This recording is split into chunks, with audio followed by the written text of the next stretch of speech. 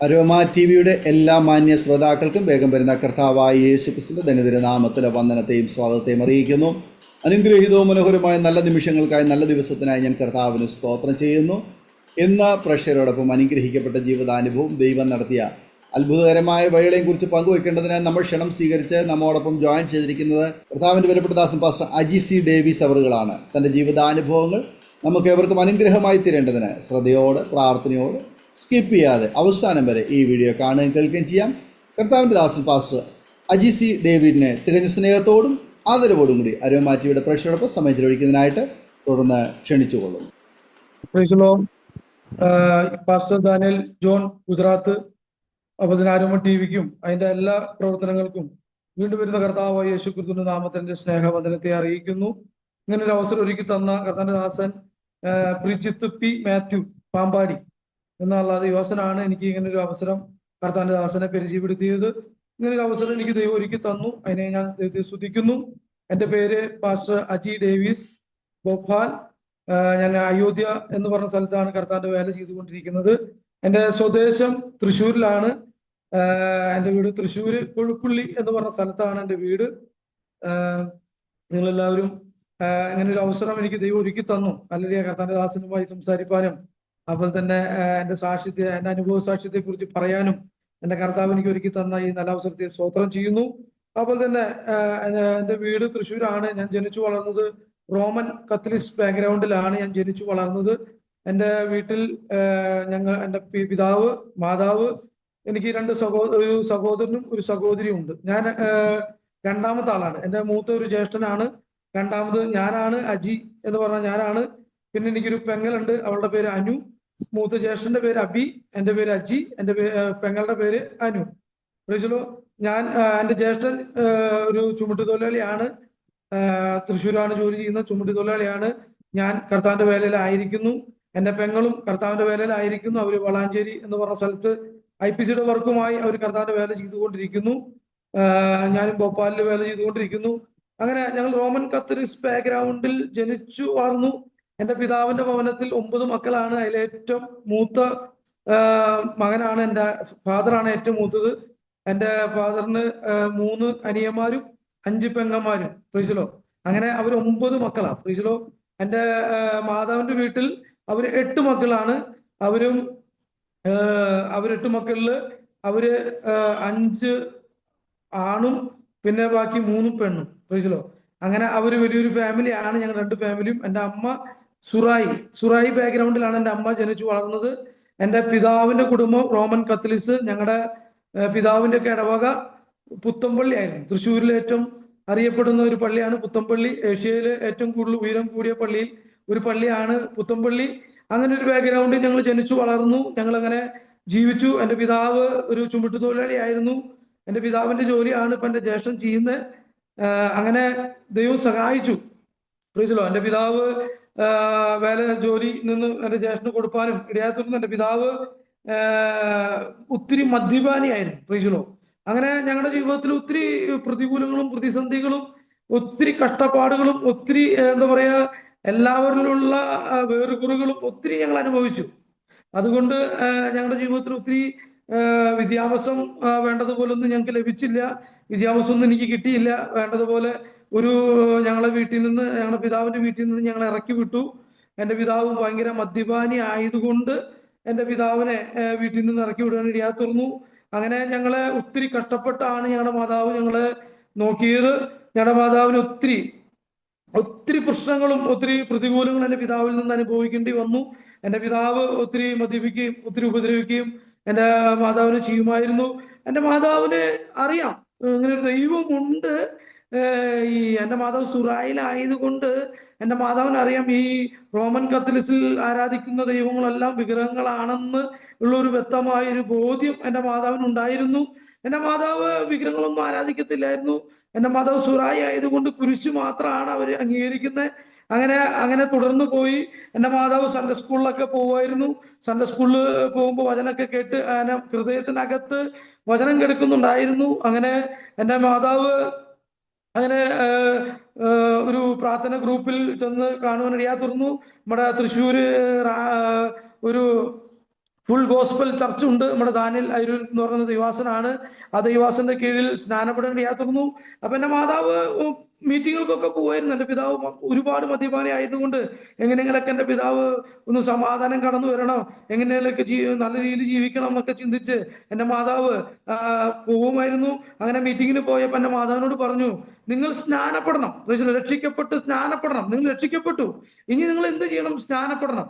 അപ്പൊ എൻ്റെ മാതാവ് പറഞ്ഞു, ഈ എൻ്റെ കാതിൽ കിടക്കുന്നതും എൻ്റെ കഴുത്തിൽ കിടക്കുന്നതും ഞാൻ ഊരത്തില്ല, മാലയും ചെയിനൊന്നും ഞാൻ ഊരത്തില്ല, കമ്മലൊന്നും ഊരി കളയത്തില്ല, അങ്ങനെയാണെങ്കിൽ സ്നാനപ്പെടാം. അപ്പോ എൻ്റെ മാതാവ് പറഞ്ഞു, അപ്പൊ പാർശ്വ പറഞ്ഞു പറ്റത്തില്ല, സ്നാനപ്പെടണമെന്നുണ്ടെങ്കിൽ ഇതൊക്കെ ഊരിയാൽ മാത്രമേ എന്ന് പറഞ്ഞപ്പോൾ എൻ്റെ മാതാവ് പറഞ്ഞു, എനിക്ക് സ്നാനപ്പെടണ്ട എന്ന് പറഞ്ഞ് എൻ്റെ മാതാവ് വിശ്വാസത്തിൽ നിന്ന് മാറുവാൻ ഇടയാത്തുന്നു. പ്രാർത്ഥനയ്ക്ക് നിന്ന് തീരുമാനങ്ങളൊക്കെ മാറ്റാൻ ഇടയാത്തുന്നു. സ്നാനപ്പെടാൻ തീരുമാനം എടുത്തില്ല. അങ്ങനെ ഇരിക്കുമ്പോ എൻ്റെ സഹോദരി, ഒരു ചെറിയ കുഞ്ഞായിരുന്നു, അവള് ഒരു കുന്നിക്കുരു, പ്രൈസിലോ, ഒരു കുന്നുകുരി കഴിക്കാൻ ഇടയാത്തുന്നു. ആ കുന്നിക്കുരു കഴിച്ചപ്പോ ആ കുടലിന്റെ അകത്ത് അത് ഒട്ടിപ്പിടിച്ച് ഇരിക്കാൻ ഇടയാത്തുന്നു. അപ്പൊ അങ്ങനെ ഇരിക്കുമ്പോ ഡോക്ടർമാരെല്ലാം പറഞ്ഞു, ഇത് ചാൻസ് കുറവാ, ജീവിക്കും അല്ലെങ്കിൽ മരിക്കും. അപ്പൊ ആ ഡോക്ടർമാർ തന്നെ പറഞ്ഞു, നിങ്ങൾ ദൈവത്തെ വിളിച്ചോ, നിങ്ങൾ വിളിക്കുന്ന ദൈവത്തെ വിളിച്ച് പ്രാർത്ഥിച്ചോ, അങ്ങനെയാണെങ്കിൽ ഒന്നല്ലെങ്കിൽ ആ ട്യൂബ് ഇട്ടിരുന്നു, ഒന്നല്ലെങ്കിൽ ആ ട്യൂബിന്റെ അകത്തോടെ പുറത്തു വരും, അല്ലെങ്കിൽ ഓപ്പറേഷൻ ചെയ്യണം. പ്രൈസിലോ. അങ്ങനെ പറഞ്ഞിരിക്കുമ്പോ എൻ്റെ മാതാവ് ഞങ്ങള് 2 ആൺകുഞ്ഞുങ്ങൾ ഉണ്ടായതിനു ശേഷം ഉണ്ടായ ഒരു മോളാണ്. അതുകൊണ്ട് എൻ്റെ പിതാവിന് വളരെ സ്നേഹമുള്ളൊരു മോളായിരുന്നു. എൻ്റെ പിതാവിനെ ഏറ്റവും കൂടുതൽ സ്നേഹിച്ചിരുന്നത് എന്നെയായിരുന്നു. എന്നെ മോളെ എന്നാ വിളിച്ചിരുന്നത്. എന്നുവെച്ചൊരു മൂത്ത ജ്യേഷ്ഠനാണ്, രണ്ടാമതൊരു പെൺകുഞ്ഞിന് വേണ്ടി എന്നാൽ ഒരു ആൺകുഞ്ഞ് ഞാനായിരുന്നു. അപ്പൊ എന്നെ മോളെ എന്ന് വിളിച്ച് വളർത്തേണ്ടിയായിരുന്നു. അതിനുശേഷം ഒരു പെൺകുഞ്ഞ് ഉണ്ടായപ്പോൾ അവൾ അത്രമാത്രം സ്നേഹം കൊടുക്കുമായിരുന്നു. മനസ്സിലോ. അങ്ങനെ ഇരിക്കുമ്പോ ഈ കുന്നിക്കുരു കഴിച്ചു മരിക്കും. എൻ്റെ പിതാവ് തിരിച്ചു വന്നാൽ എൻ്റെ മാതാവിനെ ഒത്തിരി ഉപദ്രവിക്കും. ഇങ്ങനെ ഉണ്ടായി എന്ന് അറിഞ്ഞു കഴിഞ്ഞാൽ എൻ്റെ മാതാവ് ഒരുപാട് കരയാനിടയാത്തുന്നു. എൻ്റെ മാതാവിന്റെ കുടുംബക്കാരോ എൻ്റെ പിതാവിന്റെ കുടുംബക്കാരോ ആരും ഞങ്ങൾക്ക് സപ്പോർട്ടില്ലായിരുന്നു. അവരെല്ലാം ഞങ്ങളെ ഇറക്കി വിട്ടതാ. ഞങ്ങൾ ഒത്തിരി കഷ്ടപ്പെട്ട് ഞങ്ങള് ഡ്രസ്സുമായി റോഡിൽ നിൽക്കുന്ന ഒരു അവസ്ഥ ഉണ്ടായിട്ടുണ്ട്. ഞങ്ങൾ 3 കുഞ്ഞുങ്ങളുമായി എൻ്റെ മാതാവ് റോഡിൽ നിന്ന് കരയുന്ന ഒരു അവസ്ഥ. എന്ന് വെച്ചാൽ പിതാവിന്റെ കുടുംബത്തിൽ നിന്ന് ഇറക്കി വിട്ടു, മാതാവിന്റെ കുടുംബത്തിൽ കയറി ചെല്ലാൻ പറ്റത്തില്ല, ഇനി എവിടെ പോകുമെന്ന് എൻ്റെ മാതാവിനെ അറിയത്തില്ലായിരുന്നു. എൻ്റെ മാതാവ് ഞങ്ങൾ അനാഥാലയത്തിൽ കൊണ്ടുവന്ന് വിട്ട് ആത്മഹത്യ ചെയ്യണമെന്ന് ചിന്തിച്ചതായിരുന്നു എൻ്റെ മാതാവ്. അങ്ങനെ ചിന്തിച്ചിരിക്കുമ്പോൾ ദൈവത്തിന്റെ ആത്മാവ് ഹൃദയത്തിൽ ഇടപെട്ട് അങ്ങനെ അതിൽ നിന്നെല്ലാം മാറാനിടയാ തുറന്നു. അങ്ങനെയാണ് രക്ഷിക്കപ്പെട്ടതും. അങ്ങനെ ദൈവത്തെ അറിയാൻ ഇടയാത്തുറന്നു. എൻ്റെ മാതാവ് അങ്ങനെ ഈ ഹോസ്പിറ്റലായിരിക്കുമ്പോ മാതാവിന്റെ ഹൃദയത്തിൽ ഇടപെട്ടു. നീ പറഞ്ഞത്, നീ ഇങ്ങനെയാണ് ദൈവത്തോട് പറഞ്ഞത്, അല്ലെങ്കിൽ ഈ സ്വർണ്ണൊന്നും ഞാൻ ഉരത്തില്ല, ഞാൻ സ്നാനപ്പെടുത്തില്ല എന്നാണ് നീ പറഞ്ഞത്. നീ സ്നാനപ്പെടാൻ തയ്യാറാണെങ്കിൽ ഈ സെക്കൻഡിൽ തന്നെ നിന്റെ കുഞ്ഞിനെ രക്ഷിക്കാം എന്ന് ദൈവം പറയാൻ ഇടയാത്തുള്ളൂ. എൻ്റെ മാതാവിന് ബോധ്യം വന്നു, കുറ്റബോധം വന്നു. പ്രൈസിലോ. എൻ്റെ മാതാവിന് ഒരുപാട് കുറ്റബോധം വന്നു. ഞാൻ അങ്ങനെ ഒരു തീരുമാനം എടുത്തത് കൊണ്ടാണ് എൻ്റെ കുഞ്ഞിന് അങ്ങനെ ഉണ്ടായത് എന്നുള്ള കുറ്റബോധം വന്നപ്പോ എൻ്റെ മാതാവ് ആ ഹോസ്പിറ്റലിന്റെ അകത്ത് ആ കസേരയിൽ ഇരുന്നു കൊണ്ട് എൻ്റെ മാതാവ് പറഞ്ഞു, കർത്താവേ, എൻ്റെ മോളെ നീ രക്ഷിക്കുകയാണെങ്കിൽ എൻ്റെ മക്കളെ ഞാൻ നിന്റെ വേലയ്ക്ക് തരാന്ന് പറയാൻ ഇടയാത്തു. പ്രൈസിലോ. അപ്പോ അവിടെ ബഹുവചനാണ്. മക്കൾ എന്ന് പറയുമ്പോ എല്ലാ മക്കളും പെട്ടു. പ്രൈസിലോ. അങ്ങനെ എൻ്റെ മാതാവ് അങ്ങനെ ഒരു തീരുമാനം എടുത്തപ്പോ ആ സെക്കൻഡിൽ തന്നെ ആ ട്യൂബിന്റെ അകത്തോടെ കുന്നിക്കുരു പുറത്തേക്ക് വരേണ്ടിയാത്തുന്നു. പ്രൈസിലോ. അങ്ങനെ ഒരു ദൈവപ്രവൃത്തി കാണാനിടയാത്തുന്നു. അങ്ങനെ എൻ്റെ മാതാവ് ആ ആഴ്ചയിൽ തന്നെ ചെന്ന് സ്നാനപ്പെടാനിടയാത്തുന്നു. സ്നാനപ്പെട്ടെല്ലാം കഴിഞ്ഞപ്പോ എൻ്റെ പിതാവിന്റെ കുടുംബക്കാര് ഞങ്ങൾ അന്വേഷിച്ച് വരേണ്ടിയാത്തുന്നു. എൻ്റെ മാതാവിനെ എന്തിനാ സ്നാനപ്പെട്ട, എന്തിനാ ബന്ധുക്കോസ്തിൽ പോയേ, എന്തിനാ ഞങ്ങള് സ്നാനപ്പെട്ട എന്നൊക്കെ പറഞ്ഞ് എൻ്റെ മാതാവിന് ഒരുപാട് ഇതുവരെ തിരിഞ്ഞു നോക്കാത്ത, ഒരു മിഠായി പോലും മേടിച്ചു തരാത്ത എൻ്റെ പിതാവിന്റെ സഹോദരങ്ങൾ ഞങ്ങളെ അന്വേഷിച്ചു വരേണ്ടിയാത്തുന്നു. ഒരു ഡ്രസ്സ് പോലും എടുത്തു തരാത്ത എൻ്റെ പിതാവിന്റെ സഹോദരങ്ങൾ ഞങ്ങൾ അന്വേഷിച്ചു വരേണ്ടിയാത്തുന്നു. എൻ്റെ മാതാവ് പറഞ്ഞു, ഞങ്ങൾ ഈ ദൈവത്തെ വിടത്തില്ല. അറിയിച്ചല്ലോ. അങ്ങനെ ഇരിക്കുമ്പോ എൻ്റെ പിതാവിന്റെ സഹോദരങ്ങളെ കണ്ടപ്പോ പിതാവിനെ ഒത്തിരി വിഷമായി. ഇത്രയും നാൾ എൻ്റെ മക്കൾ ജീവിച്ചോ മരിച്ചോ എന്ന് അന്വേഷിക്കാത്തവര് എൻ്റെ ഭാര്യ സ്നാനപ്പെട്ടു എന്ന പേരിൽ ഇവരെന്തിനാ അവിടെ വന്നതെന്ന് ചിന്തിപ്പാൻ ഇടയാത്തുന്നു. അങ്ങനെ ഇരുന്നപ്പോ എൻ്റെ പിതാവ് പറഞ്ഞു, നിങ്ങൾ എന്തിനാ വന്നതെന്ന് ചോദിച്ചു. പറഞ്ഞു, നിന്റെ ഭാര്യ സ്നാനപ്പെട്ടു. അപ്പൊ എൻ്റെ പിതാവിന്റെ പിതാവും മാതാവും സഹോദരനും പറഞ്ഞു, ഇവര് ഇങ്ങനെയും ചെയ്യാൻ പാടില്ല, നമ്മൾ റോമൻ കത്തീഡ്രലിൽ ജനിച്ചു വളർന്നവരാ, നമ്മൾ ഒരിക്കലും അങ്ങനെ ഒന്നും പോവാൻ പാടില്ല എന്നൊക്കെ പറയാൻ ഇടയാത്തുന്നു. എൻ്റെ പിതാവ് പറഞ്ഞു, എൻ്റെ ഭാര്യ കർത്താവിനെ സ്വീകരിച്ച് സ്നാനപ്പെട്ടത് കൊണ്ട് എനിക്ക് വിഷയമില്ല. എൻ്റെ പിതാവ് മദ്യപാനിയാ. എൻ്റെ പിതാവ് ഓൾറെഡി മദ്യപാനിയാ. എൻ്റെ പിതാവിന്റെ ഹൃദയത്തിൽ ദൈവം സംസാരിച്ചതുപോലെ പറഞ്ഞു, നിങ്ങൾ ഒരാൾ പോലും ഒരു നിമിഷം പോലും ഇവിടെ നിൽക്കരുന്നു. ഇവിടെ നിന്നാൽ നിങ്ങളെ ഞാൻ നിങ്ങളുടെ എല്ലാവരും കാല് തല്ലുപിടിക്കുന്നു പറഞ്ഞു എൻ്റെ പിതാവ്. പ്രീസിലോ അങ്ങനെ പറയാൻ ഇടയാത്തിരുന്നപ്പോ അവര് അവിടെ നിന്ന് ഇറങ്ങിപ്പോവാൻ ഇടയാത്തിരുന്നു. അപ്പോ എൻ്റെ പിതാവ് ചോദിച്ചു, ഇത്രയേ ഉള്ളൂ, നിങ്ങൾ എൻ്റെ മക്കൾ ജീവിച്ചോ മരിച്ചോ എന്ന് ഇന്നവരെ നിങ്ങൾ അന്വേഷിച്ചിട്ടില്ല എന്നുകൊണ്ട് ചോദിച്ചാൽ ഞാനൊരു മദ്യപാനിയാണ്. ഞാൻ ഒരു എന്താ പറയാ, എനിക്ക് ഇഷ്ടം പ്രകാരം ജീവിക്കുന്ന ഒരു വ്യക്തിയാ. എന്നാ എൻ്റെ മക്കളും എൻ്റെ ഭാര്യയും മക്കളും മരിച്ചോ ജീവിച്ചോ നിങ്ങൾ അന്വേഷിക്കാത്തവര്, ഒരു മിഠായി പോലും മേടിച്ചു കൊടുക്കാത്ത ആൾക്കാര്, എൻ്റെ ഭാര്യ സ്നാനപ്പെട്ടു എന്നുള്ള പേര് നിങ്ങൾ വന്നിട്ടുണ്ടെങ്കിൽ ഈ നിമിഷം തന്നെ ഇറങ്ങി പോകുവാൻ എൻ്റെ പിതാവ് അവരോട് പറയാനിടയാത്തുന്നു. അങ്ങനെ എൻ്റെ മാതാവിന് ഒരു സപ്പോർട്ടായി മാറി. അങ്ങനെ എൻ്റെ മാതാവ് ആരാധനയ്ക്ക് പോകാനിടയാത്തുന്നു. ഞങ്ങളും ചെറുപ്പത്തിൽ ഞങ്ങള് ഫുൾ ഗോസ്പൽ ചർച്ച് നമ്മുടെ മിഷൻ ക്വാർട്ടേഴ്സിലാണ്. ആ ചർച്ചിനകത്ത് ഞങ്ങൾ പോകുമായിരുന്നു, ആരാധനയ്ക്ക് പോകുമായിരുന്നു. എൻ്റെ മാതാവ് അങ്ങനെ രക്ഷിക്കപ്പെട്ട് സ്നാനപ്പെട്ട് ഞങ്ങളുടെ ഭവനത്തിനകത്ത് കുറച്ചൊക്കെ സമാധാനം കടന്നു റെഡിയാത്തുന്നു ദൈവത്തെ അറിഞ്ഞതിന് ശേഷം. അങ്ങനെ മുന്നോട്ട് പോയി. അങ്ങനെ കുറെ നാൾ കഴിഞ്ഞപ്പോ എൻ്റെ പിതാവിന്റെ മദ്യപാനം നിർത്താൻ വേണ്ടി എൻ്റെ പിതാവിന്റെ പിതാവും മാതാവും പറഞ്ഞു, നിങ്ങൾ ഒരു ദാനകേന്ദ്രത്തിൽ പോയാൽ അവന്റെ മദ്യപാനം നിർത്തും എന്ന് എൻ്റെ മാതാവിനോട് എൻ്റെ പിതാവിന്റെ മാതാവും പിതാവും പറയാനിടയാത്തിരുന്നു. പ്രീതിലോ അങ്ങനെ എൻ്റെ മാതാവിനോട് പറഞ്ഞപ്പോ എൻ്റെ മാതാവ് ചിന്തിച്ചു, അങ്ങനെയെങ്കിലും എൻ്റെ ഭർത്താവിന്റെ മദ്യപാനം നിൽക്കട്ടെ എന്ന് പറഞ്ഞുകൊണ്ട് എൻ്റെ മാതാവ് ആ ദാനകേന്ദ്രത്തിലേക്ക് പോകാനിടയാത്തിരുന്നു. അങ്ങനെ ആ ദാനകേന്ദ്രത്തിൽ ചെന്നപ്പോ അവിടെ ചെന്നു. എൻ്റെ പിതാവ് മാതാവ് ദാനകേന്ദ്രത്തിൽ ഇരുന്നു. അവിടെ കുറച്ചു നാൾ കഴിഞ്ഞപ്പോ എൻ്റെ മാതാവിന്റെ അകത്ത് നൽകിയിരിക്കുന്ന സുവിശേഷം അത് ഒതുക്കുവാൻ പറ്റിയില്ല.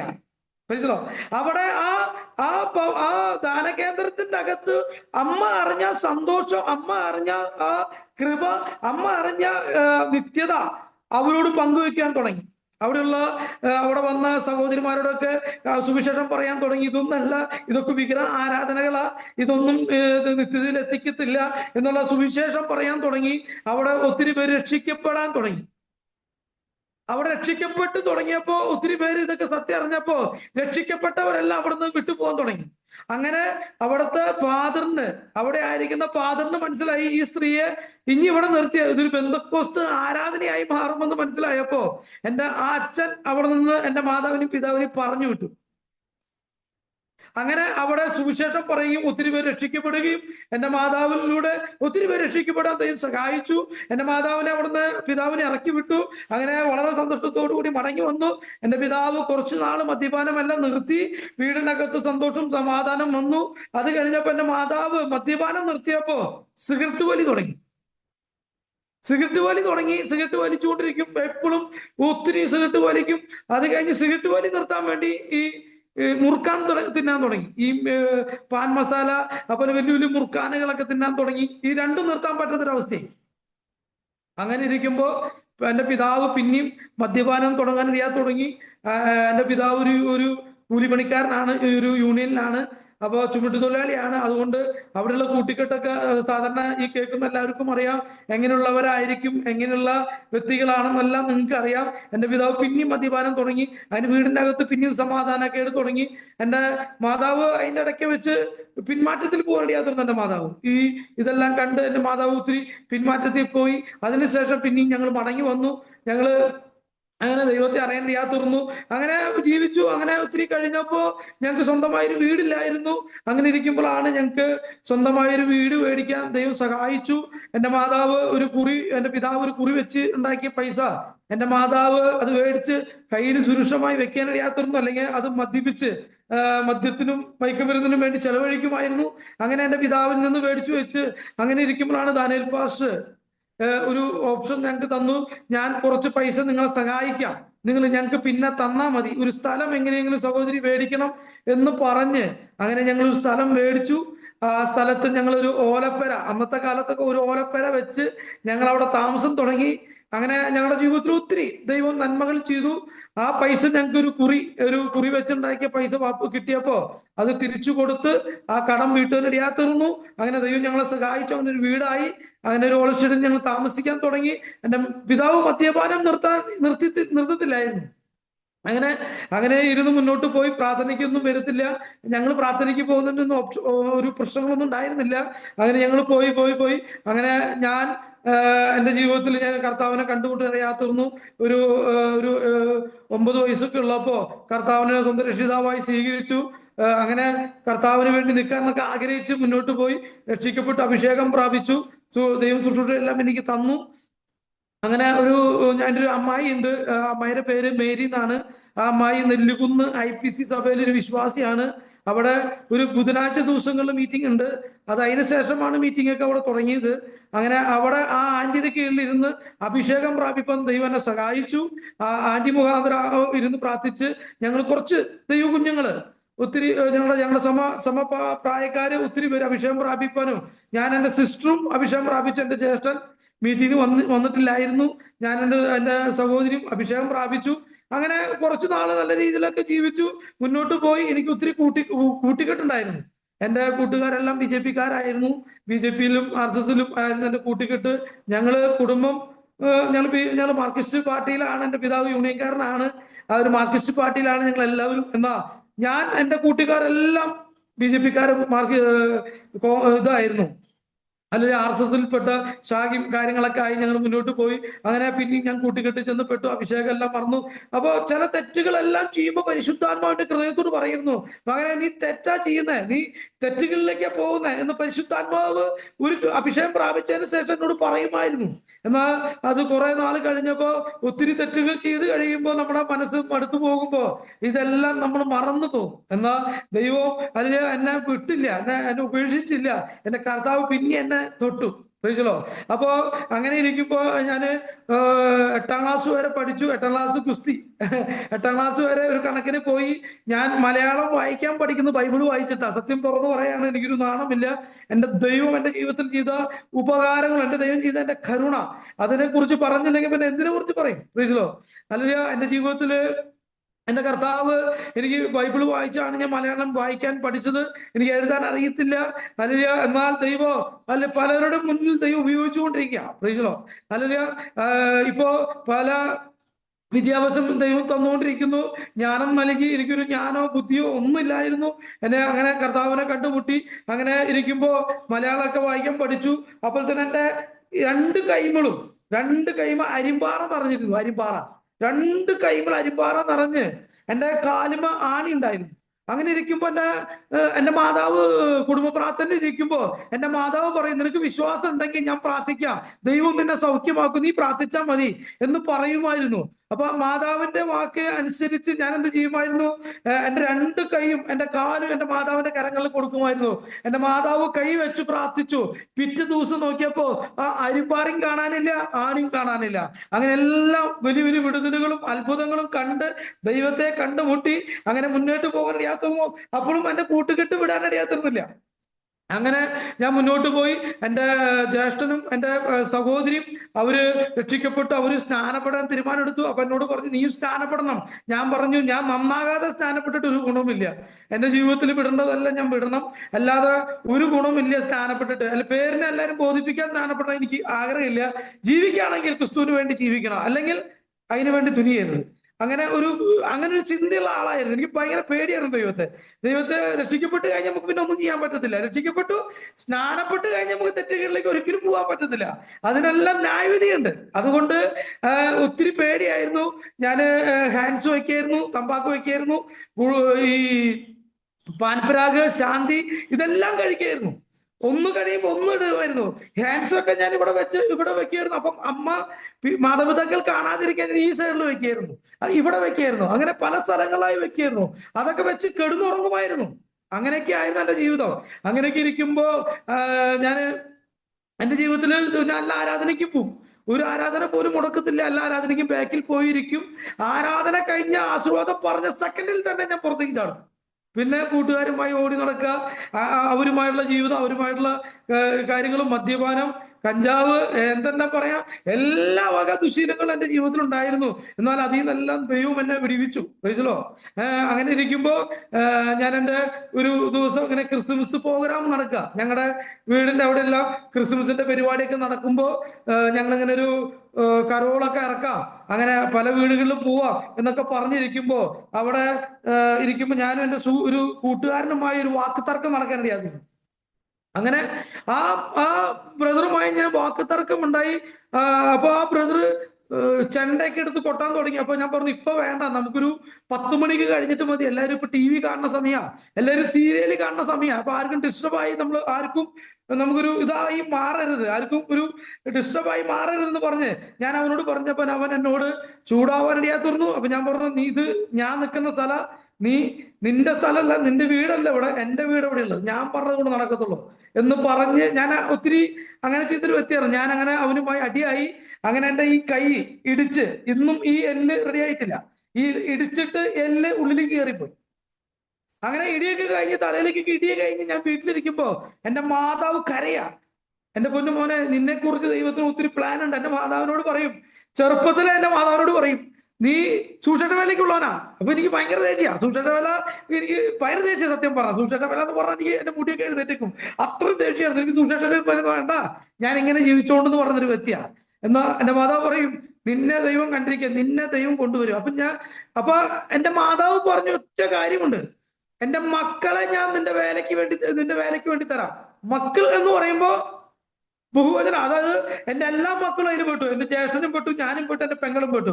സത്യത്തിൽ എന്റെ പെങ്ങളെയാണ് എന്റെ അമ്മ നേർന്നത്, എന്റെ അമ്മയ്ക്ക് അറിയത്തില്ലായിരുന്നു.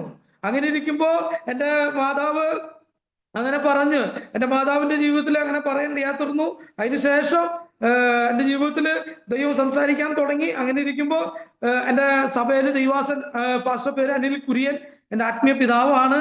എന്നെ ആത്മീയത്തിൽ എന്നെ കൈപിടിച്ച് നടത്തിയ കർത്തദാസൻ അനിൽ കുര്യൻ എന്നാണ് പാസ്റ്റർ പേര്.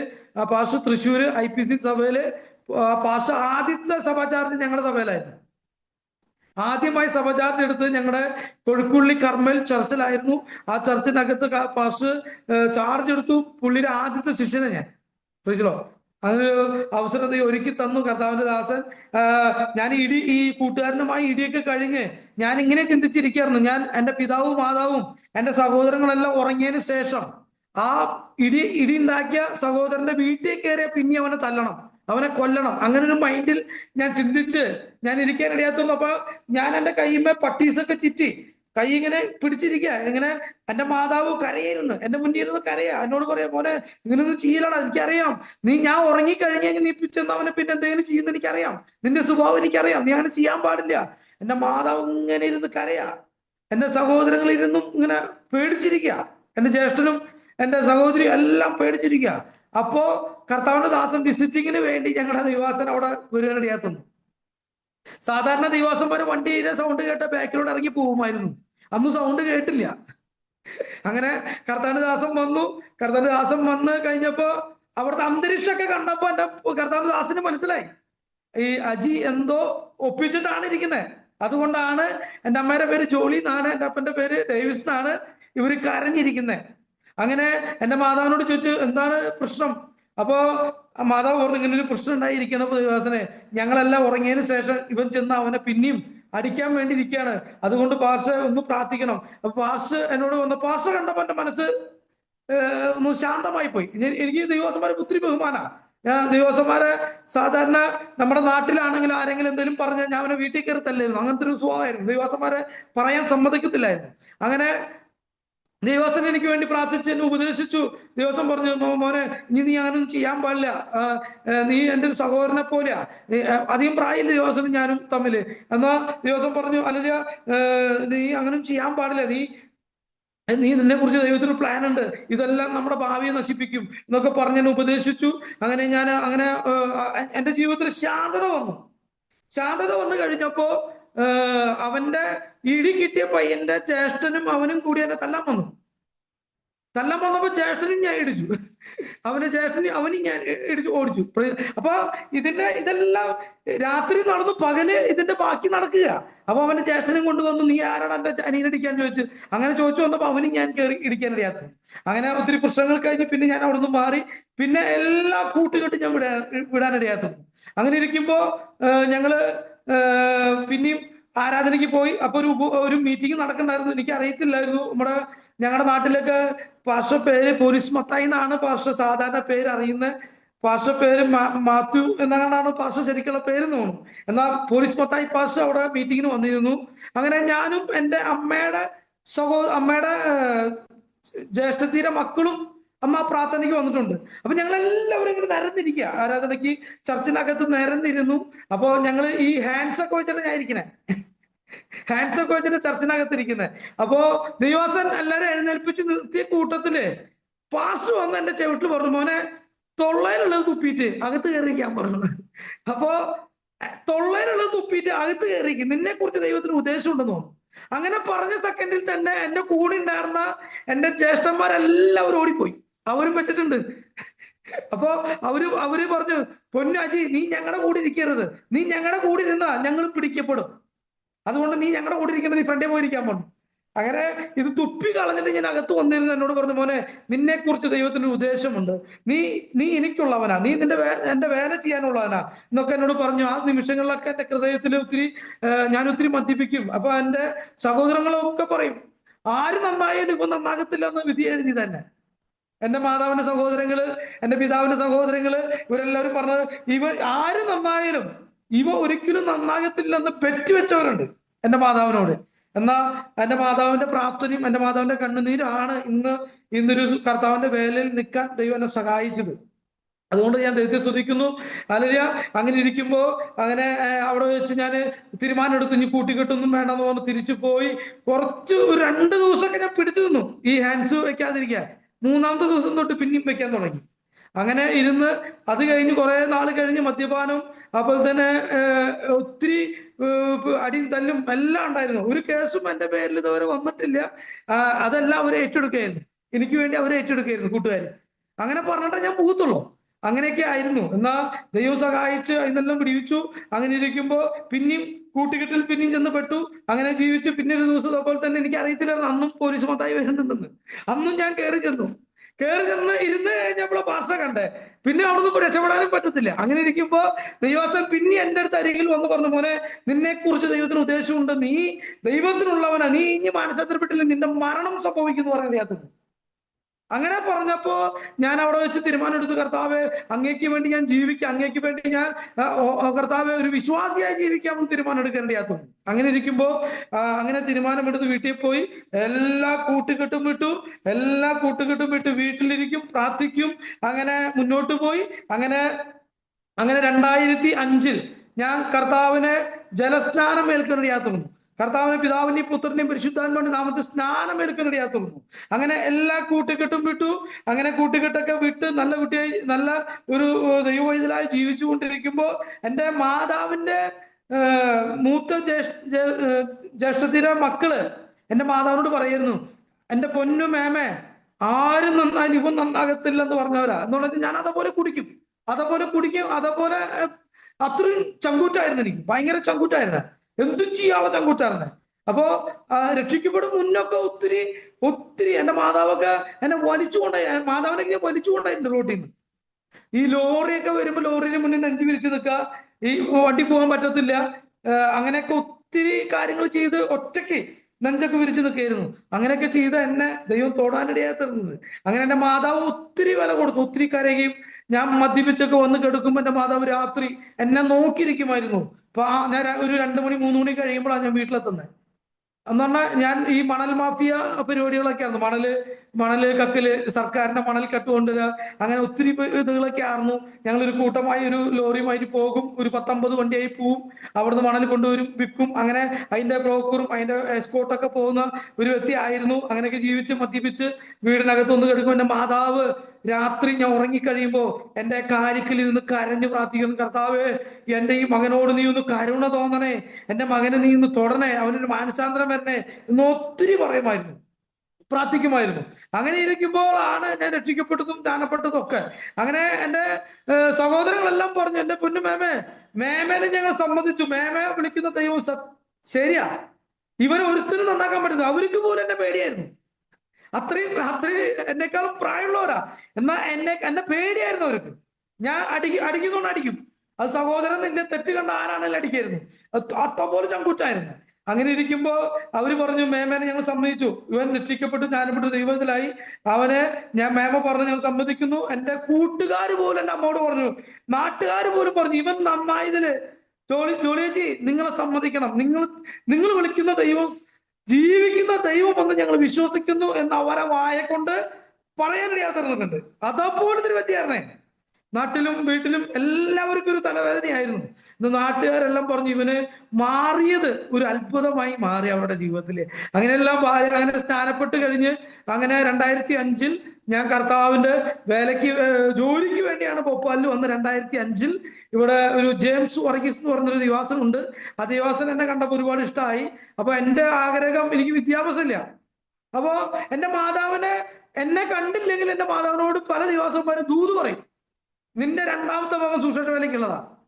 അപ്പൊ ഞാൻ എൻ്റെ മാതാവിനോട് ചോദിക്കും, മാതാവേ നിനക്ക് വേറെ 2 മക്കളുണ്ട്, ഇതെന്തിനാ എന്നെ തന്നെ പറയണേ, എന്നെ തെരഞ്ഞെടുത്തിരിക്കണേ?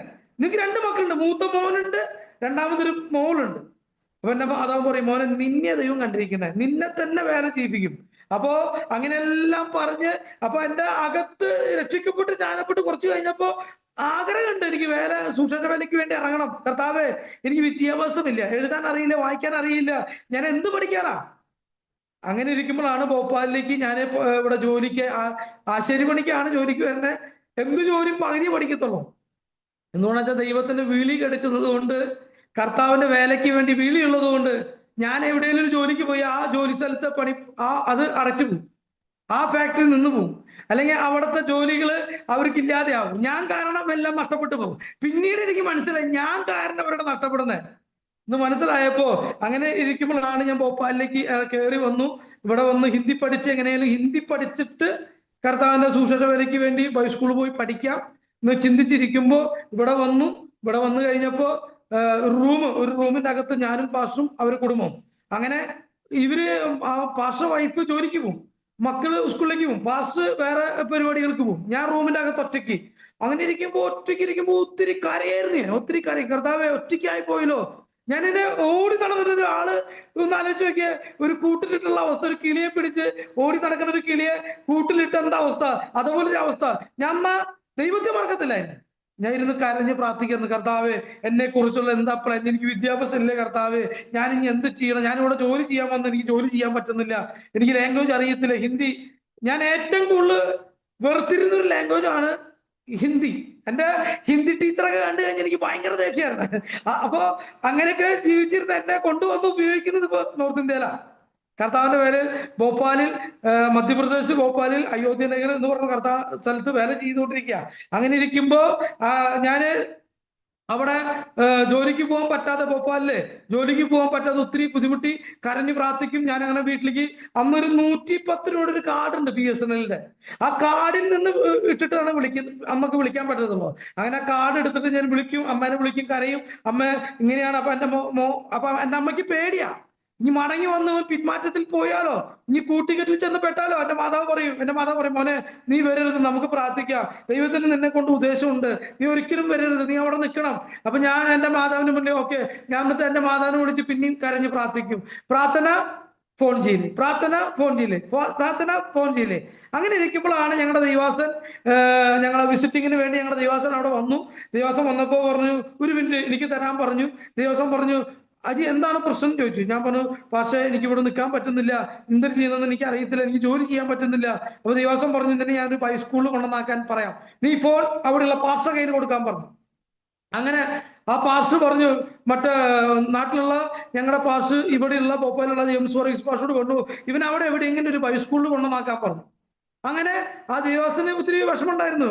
ആ ദേവാസനെ വിട്ടു പോകേണ്ട ഒരു അവസ്ഥയാണല്ലോ. ആ പുള്ളിനെ കൂടെ നിർത്താൻ വേണ്ടി എന്നെ കൊണ്ടുവന്ന്. എന്നാൽ അവിടുന്ന് ഞാൻ എന്നെ കൊണ്ട് ഹൈസ്കൂളിൽ ചേർത്താൻ തീരുമാനിച്ചു. പിറ്റേ ദിവസം രാവിലെ എഴുന്നേറ്റ് ഞങ്ങളൊരു ഹൈസ്കൂളിലേക്ക് വേണ്ടി പോകുമ്പോൾ വലിയൊരു ഹൈസ്കൂളിലേക്കാണ് പുള്ളി പോകാൻ തീരുമാനിച്ചെന്നാ പുള്ളിക്കാരനെ ദൈവം എന്ത് ചെയ്തു? റൂട്ട് മാറ്റി വിട്ടു. ഇവിടെ പോയാൽ നമുക്ക് വിദ്യാഭ്യാസം വേണം, എന്നാൽ ഇവിടെ പോയാൽ ട്രെയിനിങ്ങാ. ഇവിടെ ട്രെയിനിങ്ങും വിദ്യാഭ്യാസം വേണം, എന്നാൽ തന്നെ ട്രെയിനിങ്ങാ. നമ്മുടെ ക്യാപ്റ്റൻ സാമുവൽ എന്ന് പറയുന്ന ദൈവാസന്റെ ഒരു മകനുണ്ട്, ഫിന്നി സാമുവൽ. കർത്താനദാസൻ ഭോപ്പാലിലാണ്. ആ ദൈവാസന്റെ ട്രെയിനിങ് സെന്ററിൽ ചെന്നു. അവിടെ ചെന്ന സമയത്ത് അതിന് മുന്നേ ഞാൻ ഹൈസ്കൂളിലൊക്കെ നമ്മുടെ ഒരു ദൈവാസനുണ്ട്, നമ്മുടെ ജോയി പെരുമ്പാവൂർ പാസ്റ്റർ, ഇപ്പൊ അടിമാലി സെൻട്രൽ പാസ്റ്റർ ആണ് IPCയില്. ആ ദൈവാസൻ എന്നോട് പറയും, അജിനെ ഹൈസ്കൂളിൽ കൊണ്ടുവന്നാക്കാം. അവിടെ ഞാൻ ചോദിക്കപ്പോ ഹൈസ്കൂളിൽ പോയി അവിടെ ജോലി ചെയ്യേണ്ടി വരുമോ? അപ്പൊ പാസ്റ്റർ പറയും, അല്ലേ ഹൈസ്കൂളിൽ പോയാൽ പശുവിനെ കുളിപ്പിക്കണം, ചാണം വാരണം. ഞാൻ പറയും, പാസ്റ്റർ എനിക്ക് പറ്റത്തില്ല, പാസ്റ്റർ മക്കളെ വിട്ടാൽ മതി എന്ന് ഞാൻ പറയുന്നൊരു വ്യക്തിയായിരുന്നു. അങ്ങനത്തെ ഒരു വ്യക്തിയായിരുന്നു ഞാൻ. ചാണം കോരണം എന്നല്ല ഞാൻ, എന്നെ വിളിച്ചതല്ല. ചാണക പാസ്റ്റർ മക്കളെ കൊണ്ട് കൊരിച്ചാൽ മതി, എനിക്ക് പറ്റത്തില്ല എന്ന് പറഞ്ഞ വ്യക്തിയാ. എന്നാ ഭോപ്പാലിൽ വന്നപ്പോ ഈ ക്യാപ്റ്റൻ സാമുവലിന്റെ മകന്റെ അടുത്ത് ഫിന്നി സാമുവൽ പാസ്റ്റർ അടുത്ത് വന്നപ്പോ അവിടെ ചെന്നപ്പോ എനിക്ക് വളരെ സന്തോഷം തോന്നി. അവിടെ ആ ട്രെയിനിങ് സെന്ററാ. അവിടെ ചെന്നപ്പോ വളരെ സന്തോഷം. അവിടെ ഉള്ളവരെ കണ്ടപ്പോ മുന്നേ പരിചയമുള്ളവരെ പോലെ ഞാൻ അവരോട് പെരുമാറുന്നത്. ഹായ് ബായ്, അങ്ങനെ അവരോട് നീന്തി അറിയത്തില്ലെങ്കിൽ ഹായ് എന്നൊക്കെ പറഞ്ഞ് ഞാൻ അവരോട് സംസാരിക്കുക, അങ്ങനെ ആക്ഷനൊക്കെ കാണിച്ച് അവരോട് വളരെ സന്തോഷത്തോടു കൂടി അവിടെ ചെന്നു. ആ പുള്ളി അവിടെ ചെന്നത് എൻ്റെ സർട്ടിഫിക്കറ്റോ എൻ്റെ ഒന്നുമല്ല ചോദിച്ചത്, ചാണം കൊണ്ടുവരാൻ നീ തയ്യാറാണോ എന്ന് ചോദിച്ചു. അവിടെയാ നമ്മൾ എന്ത് ചെയ്യില്ലെന്ന് പറയുന്നു, അതാ ദൈവം നമ്മളെ കൊണ്ട് ചെയ്യിപ്പിക്കാൻ ആഗ്രഹിക്കുന്നത്. എൻ്റെ ജീവിതത്തിൽ പ്രവർത്തിച്ച് ഞാൻ പറയുന്നത്, അല്ലാതെ മറ്റുള്ളവരുടെ ജീവിതത്തിൽ കടമെടുത്ത് പറയല്ല. എൻ്റെ ജീവിതത്തിൽ ദൈവം ചെയ്ത അല്ലെ കാര്യങ്ങളെ കുറിച്ച് ഞാൻ പറയുന്നത്. അങ്ങനെ എന്നോട് ചോദിച്ചു, ചാണം കൊണ്ടുവരാൻ തയ്യാറാണോ? ഞാൻ പറഞ്ഞു ഓക്കെ, നമുക്ക് രക്ഷയില്ല, ചാണം കൊണ്ടുവന്നേ പറ്റൂ. അങ്ങനെ പറഞ്ഞു. ദാസൻ പറഞ്ഞു, ചാണം കൊണ്ടുവരണം, ഇവിടെ കിട്ടുന്ന ഭക്ഷണം കഴിക്കണം. ഞാൻ പറഞ്ഞു, പൊന്നു ദിവസനെ ഒരു കുഴപ്പമില്ല, ഞാൻ എന്തിനും തയ്യാറാ. അങ്ങനെ ഹല്ലേലൂയ. അങ്ങനെ ഞാൻ അവിടെ ചെന്നു, അവിടെ തുടർന്നു. അവിടെ നിന്ന് അവനെ കുറേശ്ശെ ഹിന്ദി പഠിക്കുക. അപ്പൊ ഇവര് ഭക്ഷണം തരും നമുക്ക്. ഇവര് ഭക്ഷണം ഇട്ട് തരുമ്പോ ഇവിടെ കുറച്ച് എണ്ണയിലേക്കാണ് കറി ഉണ്ടാക്കുന്നത്. നമ്മളവിടെ സുലഭമായി നല്ല രീതിയിൽ ജീവിച്ചിരുന്ന ഒരു വ്യക്തിയാ. 5 കിലോ കോഴിയൊക്കെ മേടിച്ച്, പോത്തിറച്ചി മേടിച്ച്, മീൻ മേടിച്ച്, അതേപോലെ അത് തിന്നിട്ട് എന്താ പറയാ, ഇതിന്റെ ഉള്ളിൽ വറ്റുകുത്തുന്ന ആൾക്കാരാണ് നമ്മള്. അങ്ങനെ ജീവിച്ചിരുന്നൊരു വ്യക്തിയാ. നല്ല രീതിയിൽ ജീവിച്ചിരുന്ന എന്റെ കുടുംബത്തില്. അപ്പോ ഇവിടെ വന്നപ്പോ ഈ കറിയൊക്കെ നമുക്ക് കഴിക്കാൻ പറ്റത്തില്ല. അപ്പൊ എന്റെ സ്വഭാവം എന്ന് വെച്ചാൽ ഇഷ്ടമില്ലാത്ത കറി ഞാൻ പെട്ടെന്ന് കഴിക്കും. ഇഷ്ടമില്ലാത്ത കറി പെട്ടെന്ന് എടുത്ത് കഴിക്കും. അപ്പൊ ഇവരുടെ വിചാരം എന്താന്ന് ചോദിച്ചു കഴിഞ്ഞാൽ ഇവര് ഭയങ്കര ഇഷ്ടമായി, അപ്പൊ പിന്നെ ഇട്ട് തരും. അങ്ങനെയായിരുന്നു അവര്, ഇവിടുത്തെ ഹിന്ദിക്കാര്. പിന്നെയും കറി എന്ത് ചെയ്യായിരുന്നു അവര്, പിന്നെയും. അപ്പൊ ഞാൻ എന്ത് ചെയ്യും, കർത്താവ് എന്ത് ചെയ്യണം? അപ്പൊ കർത്താവ് പറഞ്ഞു, നീ അധികം കഴിക്കണ്ട, കുറച്ച് കഴിച്ചാൽ മതി. അങ്ങനെ അവിടെ നല്ല ആഹാരം കിട്ടത്തില്ലായിരുന്നു. അങ്ങനെ ട്രെയിനിങ് ആയിരുന്നു. അതുകൊണ്ട് ഇന്നും പിടിച്ചു നിൽക്കുന്നത്, സത്യം പറയും, ഇന്നും പിടിച്ചു നിൽക്കുന്നതിന്റെ കാരണം അന്ന് കിട്ടിയ ട്രെയിനിങ്ങാ. അന്ന് നല്ല വല്ല ഭക്ഷണമൊക്കെ കിട്ടിയിരുന്നുവെങ്കിൽ കിട്ടാതെ വരുമ്പോൾ നമ്മൾ നിരാശപ്പെട്ട് പിന്മാറി പോകുമായിരുന്നു. എന്നാൽ അന്ന് അവിടെ നിന്നു. അവിടെ നല്ല കറിയില്ലായിരുന്നു, കഴിക്കുമായിരുന്നു. അങ്ങനെ അവിടെ കൊയ്യാൻ വരെ പോയിട്ടുണ്ട് ഞാൻ. അവിടെ ജോലി ചെയ്യണം, അവിടെ കൊയ്യാൻ വേണ്ടി പോയിട്ടുണ്ട്. ഞാൻ പാടത്ത് കൊയ്യുന്ന ആൾക്കാരെ കളിയാക്കിയിട്ടുണ്ട്. ദൂരെ ഇരുന്നിട്ട് തണലത്തിരുന്നിട്ട് കളിയാക്കിയിരുന്നു ഈ അമ്മച്ചിമാരൊക്കെ. അപ്പൊ അങ്ങനെയൊക്കെ ജീവിച്ചിരുന്നൊരു വ്യക്തിയാ. അപ്പൊ അവിടെ ചെന്നപ്പോ കൊയ്യാൻ വേണ്ടി അവസരം പറ്റില്ല എന്ന് പറയാൻ പറ്റില്ല. പറഞ്ഞു കഴിഞ്ഞാൽ പൊക്കം പറയും, വീട്ടിൽ പൊക്കം പറയും. ഞാൻ പറഞ്ഞു ഓക്കെ, കൊയ്യാൻ പോവാം. അങ്ങനെ ഞങ്ങൾ എല്ലാവരും കൂടി കൊയ്യാൻ പോയി. അവിടെ വെയിലൊക്കെ കൊണ്ടു കഴിഞ്ഞപ്പോ എന്റെ മനസ്സിൽ, കർത്താവേ ഞാൻ എപ്പോ വീട്ടിൽ പോവാനാ, ഇവിടെ വെയിലും. അപ്പൊ ഞാൻ അവരോട് ചോദിച്ചു, ഇതെല്ലാം സബ് കാട്ടനയ്ക്ക് ബാധം ഗർജാസത്തെ ചോദിച്ചു. അവരോട് ചോദിച്ചു, ഇതെല്ലാം കട്ട് ചെയ്ത് കഴിഞ്ഞ് നമുക്ക് വീട്ടിൽ പോകാൻ പറ്റുമോ? അപ്പൊ അവര് പറഞ്ഞു, ഇതെല്ലാം കട്ട് ചെയ്ത് നമുക്ക് വീട്ടിൽ പോകാം. ഞാൻ അങ്ങോട്ട് എന്റെ മെഷീൻ അങ്ങോട്ട് ഓണാക്കി. പെട്ടെന്ന് അവര് പറയാ, ഇവൻ കൊയ്ത്തിന്റെ നാട്ടിൽ നിന്ന് വന്നവനാ, ഭയങ്കര സ്പീഡാണ് എനിക്ക് കൊയ്ത്ത്. അങ്ങനെ കൊയ്ത്തൊക്കെ കഴിഞ്ഞ് കൊയ്ത്തൊക്കെ കഴിഞ്ഞപ്പോ ഞാൻ ചോദിച്ചു, നമുക്ക് വീട്ടിൽ പോവാം. അപ്പൊ അവര് പറയാ, അപ്പുറത്തൊരു കണ്ടം കൂടി ഉണ്ടെന്ന് കൊയ്യാൻ. അപ്പൊ മനസ്സിലായി, ഇനി ഇല്ലാണ്ട് സ്പീഡിൽ കൊയ്ത് കഴിഞ്ഞാ ഇനി ജീവിതകാലം മുഴുവനും കൊയ്യേണ്ടി വരും എന്ന് ചിന്തിച്ചു. പ്രീസിലോ. അങ്ങനെ ഞാൻ എന്റെ കൊയ്ത്ത് സ്ലോ ആക്കി. അങ്ങനെ കൊയ്തു. അവിടുന്ന് ഞങ്ങൾക്ക് ആ കൊയ്ത് കിട്ടുന്ന ഗോതമ്പ് കൊണ്ടാണ് ഞങ്ങള് ജീവിച്ചിരുന്നത്. അവിടെ ട്രെയിനിങ്, ഞങ്ങൾ ആ ഗോതമ്പ് കൊണ്ടാണ് ഞങ്ങൾ മുന്നോട്ട് പോയിരുന്നത്. അങ്ങനെയെല്ലാം ദൈവം സഹായിച്ചു. പിന്നെ ഈ പച്ചക്കറി, നല്ല കറിയൊക്കെ, എനിക്ക് നല്ല കറിയും നല്ല മീൻ അല്ലെ ഇറച്ചി, മുട്ട വറുത്ത്, ഇങ്ങനത്തെ ആഹാരം ഒന്നും കിട്ടിയില്ലെങ്കിൽ ഞാൻ എൻ്റെ വീട്ടില് ചോറും പാത്രമൊക്കെ എടുത്ത് പുറത്തേക്ക് എറിയായിരുന്നു. ഒത്തിരി വാതിലൊക്കെ തല്ലി പൊളിക്കായിരുന്നു. അങ്ങനത്തെ ഒരു വ്യക്തിയായിരുന്നു. അവിടെ ചെന്നപ്പോ എന്ത് കിട്ടിയാലും കഴിക്കാനുള്ള കൃപ ദൈവം തന്നു. അവിടെ ചെന്നപ്പോ ദൈവം എന്നെ അങ്ങനെ ഉപയോഗിക്കാൻ തുടങ്ങി. അങ്ങനെ അവിടെ എന്നെ പഠിപ്പിക്കാൻ തുടങ്ങി ട്രെയിനിങ്ങിൽ. അങ്ങനെ ഇരിക്കുമ്പോ അവിടെ ഈ സബ്ജി മണ്ടി വരും. ഇവിടെ ഈ മാർക്കറ്റ് വരും.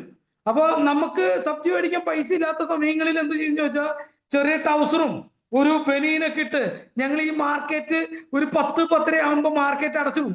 ഇവിടെ എല്ലാ മാർക്കറ്റും അടച്ച് ഇവിടെ നാശായ സബ്ജിയും ചില സബ്ജികളൊക്കെ അവരവിടെ ഇട്ടിട്ട് പോകും. ആ സബ്ജി പറക്കി കൊണ്ടുവന്ന് ഞങ്ങൾ കഴിച്ചിട്ടുണ്ട്. ഇതിലൊന്നും എനിക്കൊരു നാണല്ലേ പറയാം. എന്തുകൊണ്ടെന്ന് വെച്ചാൽ ദൈവം എനിക്ക് എന്നെ പഠിപ്പിച്ച ഒറ്റ കാര്യമാണ്. അങ്ങനെ അവിടെ സബ്ജി പറക്കി ഞങ്ങൾ തിന്നായിരുന്നു. അങ്ങനെ ഒരു ആപ്പിളൊക്കെ കഴിക്കാൻ ഞാൻ കൊതിച്ചിട്ടുണ്ട്. എൻ്റെ വീട്ടിലൊക്കെ നല്ല രീതിയിൽ ജീവിച്ചിരുന്ന.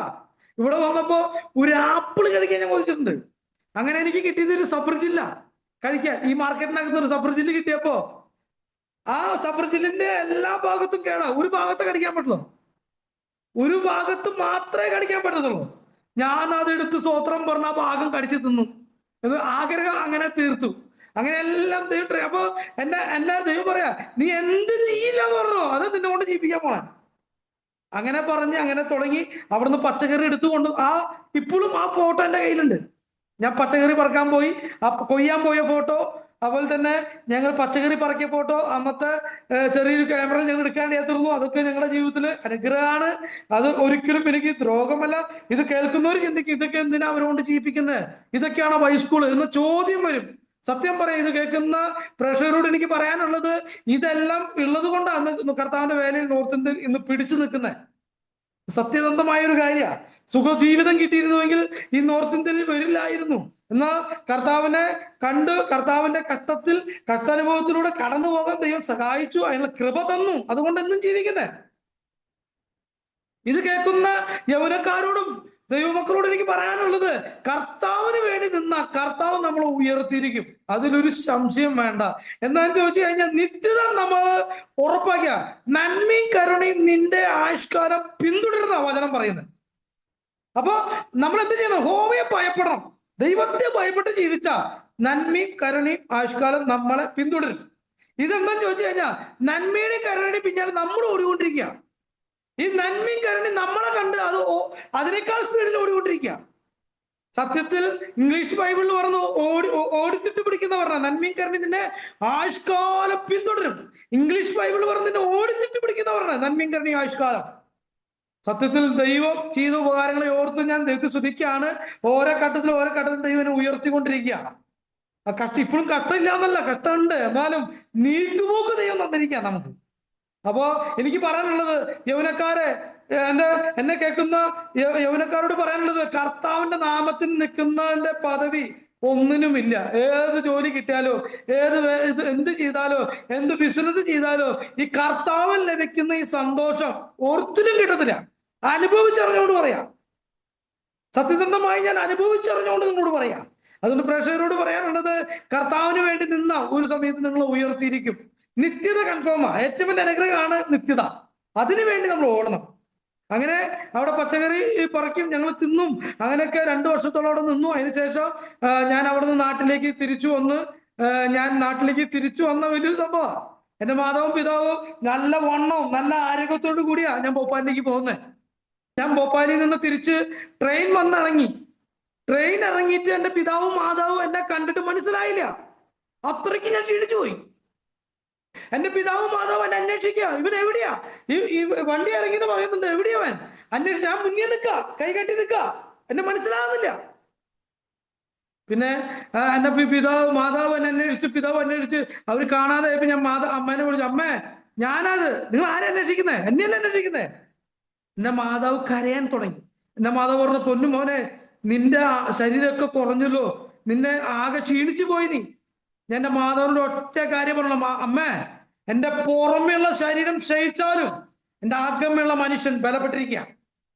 എന്റെ മാതാവിന് വളരെ സന്തോഷം തോന്നി. ഞാൻ പറഞ്ഞു, എന്റെ പുറമെയുള്ള ശരീരം ക്ഷയിച്ചു പോയാലും എന്റെ ആഗമ്യുള്ള ഹൃദയം, ആഗമ്യുള്ള അഭിഷേകം അത് വർദ്ധിച്ചിരിക്കാമേ. അതുകൊണ്ട് ഒന്നുകൊണ്ട് പേടിക്കണ്ട, എന്റെ ശരീരം പോട്ടെ. ഇതൊന്നല്ല നമുക്ക് വേണ്ടത്, നിത്യതയാണ് നമുക്ക് വേണ്ടത്. എൻ്റെ മാതാവിനെ ബലപ്പെടുത്തി, എൻ്റെ മാതാവിന് ഇഷ്ടമായി. അന്ന് ഒരു ശനിയാഴ്ചയാണ് ഞാൻ ചെല്ലുന്നത്. ഞായറാഴ്ച ആരാധനയ്ക്ക് വേണ്ടി ചെന്നു. എൻ്റെ പാസ്റ്റർ പരിചയപ്പെട്ട് എന്നെ അവിടെ ഇരുത്തി. പാസ്റ്റർക്ക് എന്നെ അറിയത്തില്ല, വേറെ എന്നെ രക്ഷയ്ക്ക് കൊണ്ടുവന്ന, എന്നെ വിശ്വാസത്തിൽ ഉറപ്പിച്ച, എന്നെ സ്നാനപ്പെടുത്തിന് വേണ്ടി തയ്യാറെടുത്ത ആ പാസ്റ്റർ അവിടെ നിന്ന് മാറിപ്പോയി. IPC 3 വർഷം കഴിയുമ്പോൾ മാറണം. അങ്ങനെ ആ പാസ്റ്റർ അവിടെ നിന്ന് മാറിപ്പോയി. അങ്ങനെ ഇരിക്കുമ്പോ വേറൊരു ദിവസം വന്ന് പരിചയപ്പെട്ടു. അപ്പൊ ഞാനിങ്ങനെ ചർച്ചിന്റെ ഫുൾപിറ്റിൽ ഇങ്ങനെ ഇരിക്കുമ്പോ എൻ്റെ അമ്മയുടെ സഹോദരന്റെ മക്കളുണ്ട്, ചെറിയ പിള്ളേരാ. അപ്പൊ അവരൊക്കെ എന്നെ കണ്ടിട്ട് മനസ്സിലാവുന്നില്ല. ഞാൻ ചിരിക്കുന്നുണ്ട്, കൈകൊണ്ട് കാണിക്കുന്നുണ്ട്, അവർക്ക് മനസ്സിലാവുന്നില്ല. അങ്ങനെ എഴുന്നേറ്റ് നിന്ന് സാക്ഷിയൊക്കെ പറയാൻ തുടങ്ങിയപ്പോ ഞാൻ അജ്ജിയാന്ന് പറഞ്ഞപ്പോഴാണ് അവർക്ക് മനസ്സിലായി, എന്താ ചേട്ടൻ ഇങ്ങനെ. അപ്പോ ഞാൻ അവരെന്നോട് പറയാ, എന്റെ പൊന്നാ ചേട്ടാ, ചേട്ടനെ കണ്ടിട്ട് മനസ്സിലായില്ല, ഒരു ഹിന്ദിക്കാരനെ ലുക്ക് വന്ന്, ഹിന്ദിക്കാരനെ പോലെ ഞങ്ങൾക്ക് തോന്നിയത്. അപ്പോ അത് അങ്ങനെയെല്ലാം അവര് എൻ്റെ മാതാവിന്റെ സഹോദരങ്ങളും പറയും, എൻ്റെ പിതാവിന്റെ സഹോദരങ്ങളും പറയും, ഇത് വലിയ അത്ഭുത. മനസ്സിലോ. അങ്ങനെ രക്ഷിക്കപ്പെട്ടു, സ്നാനപ്പെട്ടു, കർത്താവിന്റെ വേലയ്ക്ക് വേണ്ടി 2005 ഇറങ്ങി. ഇവിടെ അങ്ങനെ തിരിച്ചു ചെന്ന് പിന്നെ ഞാൻ മടങ്ങി ഭോപ്പാലിൽ തന്നെ വന്നു. അതിനുശേഷം പിന്നെയും തിരിച്ച് ഞാൻ നാട്ടിൽ ചെന്ന് നമ്മുടെ കരിവാറ്റ എന്ന് പറയുന്ന ബൈസ്കൂളിൽ, ബെത്ലഹേം എന്ന് പറയുന്ന കർത്താവിന്റെ ഒരു ബൈസ്കൂളുണ്ട്, ഫിലിപ്പി തോമസ് പാസ്റ്ററുടെ. അവിടെ ചെന്ന് പഠിപ്പാൻ ഇടയാത്തുന്നു. 1 വർഷത്തോളം അവിടെ പഠിച്ചു. അവിടെ 2 വർഷം പഠിക്കണമായിരുന്നു. 1 വർഷം പഠിച്ചുള്ളൂ. 1 വർഷം പഠിച്ചു കഴിഞ്ഞ് അങ്ങനെ അവിടെ നിന്ന് ഇറങ്ങി. അവിടെ ഒന്നും എന്നോട് ദൈവത്തിന് അനുഭവം പറഞ്ഞു, നോർത്ത് ഇന്ത്യയിലേക്ക് മടങ്ങിപ്പോകാൻ. അങ്ങനെ നോർത്ത് ഇന്ത്യയിലേക്ക് ഞാൻ മടങ്ങാൻ തീരുമാനം എടുത്തു. എൻ്റെ മാതാവിനോട് പറഞ്ഞു, ഞാൻ നോർത്ത് ഇന്ത്യയിലേക്ക് പോകുകയാണ്. എൻ്റെ മാതാവ് പറഞ്ഞു, ഒരു കുഴപ്പമില്ല, പൊക്കോ, കർത്താവിന് വേണ്ടി ഉപയോഗിക്കപ്പെടണം. അത്രയുള്ള എൻ്റെ മാതാവിന്റെ ആഗ്രഹം. കർത്താവിന് വേണ്ടി ഉപയോഗിക്കപ്പെടണം എന്ന് മാത്രം എൻ്റെ മാതാവിന്റെ ആഗ്രഹമുള്ളൂ.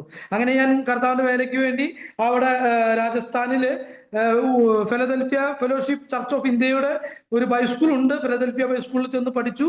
അവിടെ പഠനം ഞാൻ കർത്താവിന്റെ വേലയും ചെയ്തുകൊണ്ടിരുന്നു. അവിടെ ഗ്രാമങ്ങളിലെല്ലാം പോകും.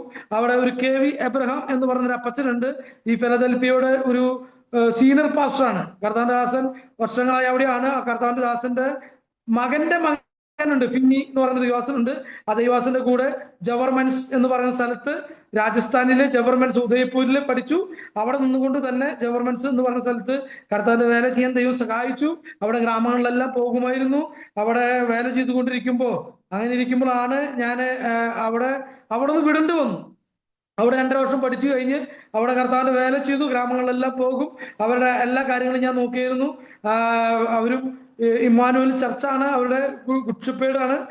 അവര് നമ്മുടെ ജവർമൻസ് എന്ന് പറഞ്ഞ സ്ഥലത്താണ്.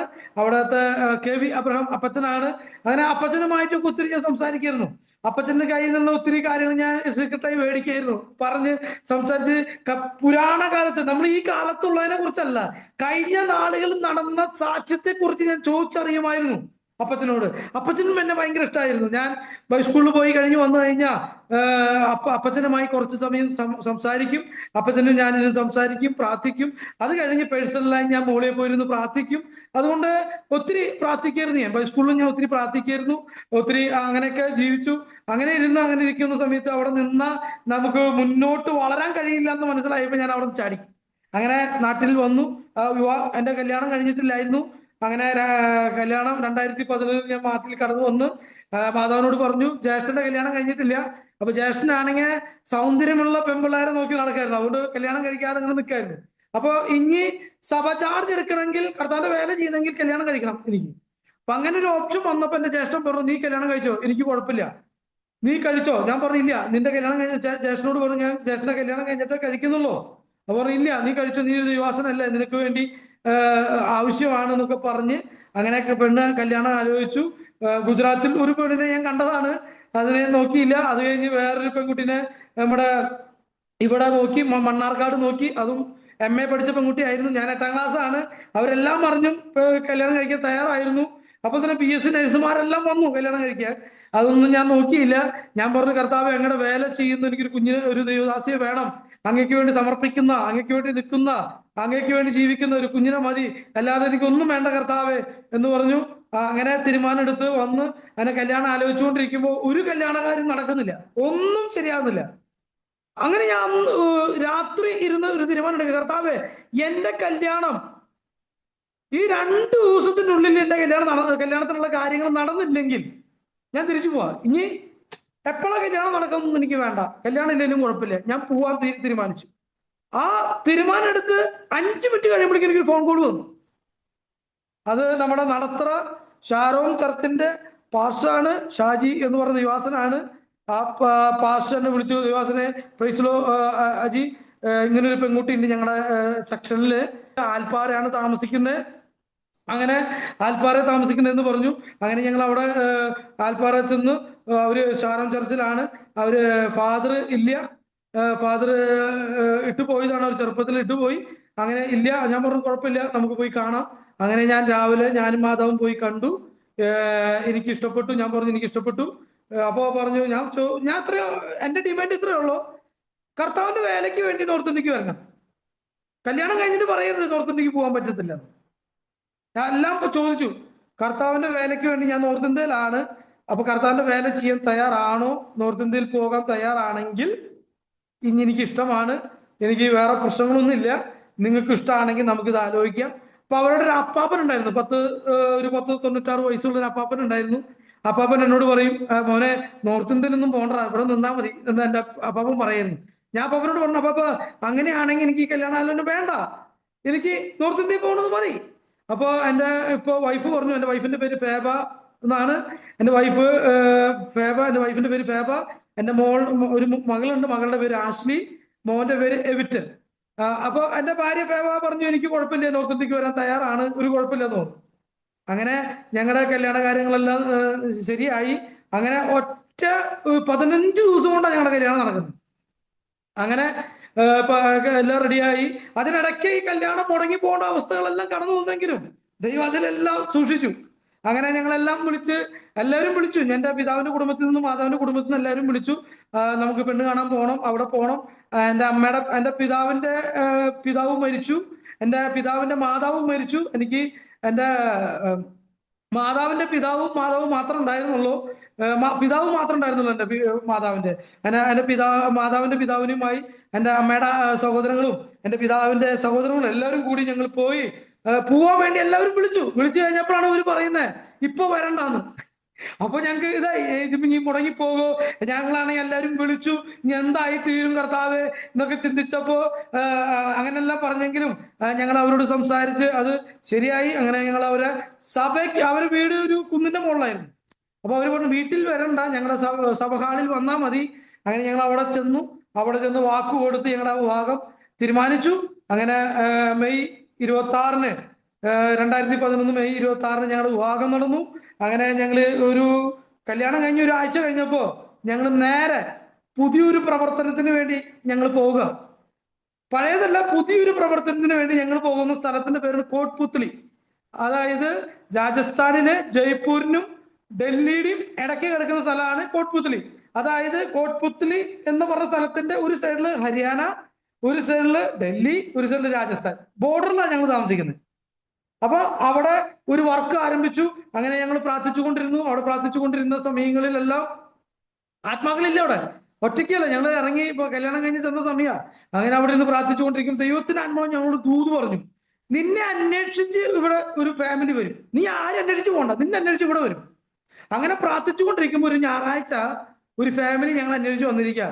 അപ്പൊ ഫാമിലി പറഞ്ഞു ഞങ്ങൾ ഇന്ന ചർച്ചിൽ പോയി, അവരെല്ലാ കാര്യങ്ങളും പറഞ്ഞു, ചെന്ന ചർച്ചിൽ പോയിരുന്നതാണ്.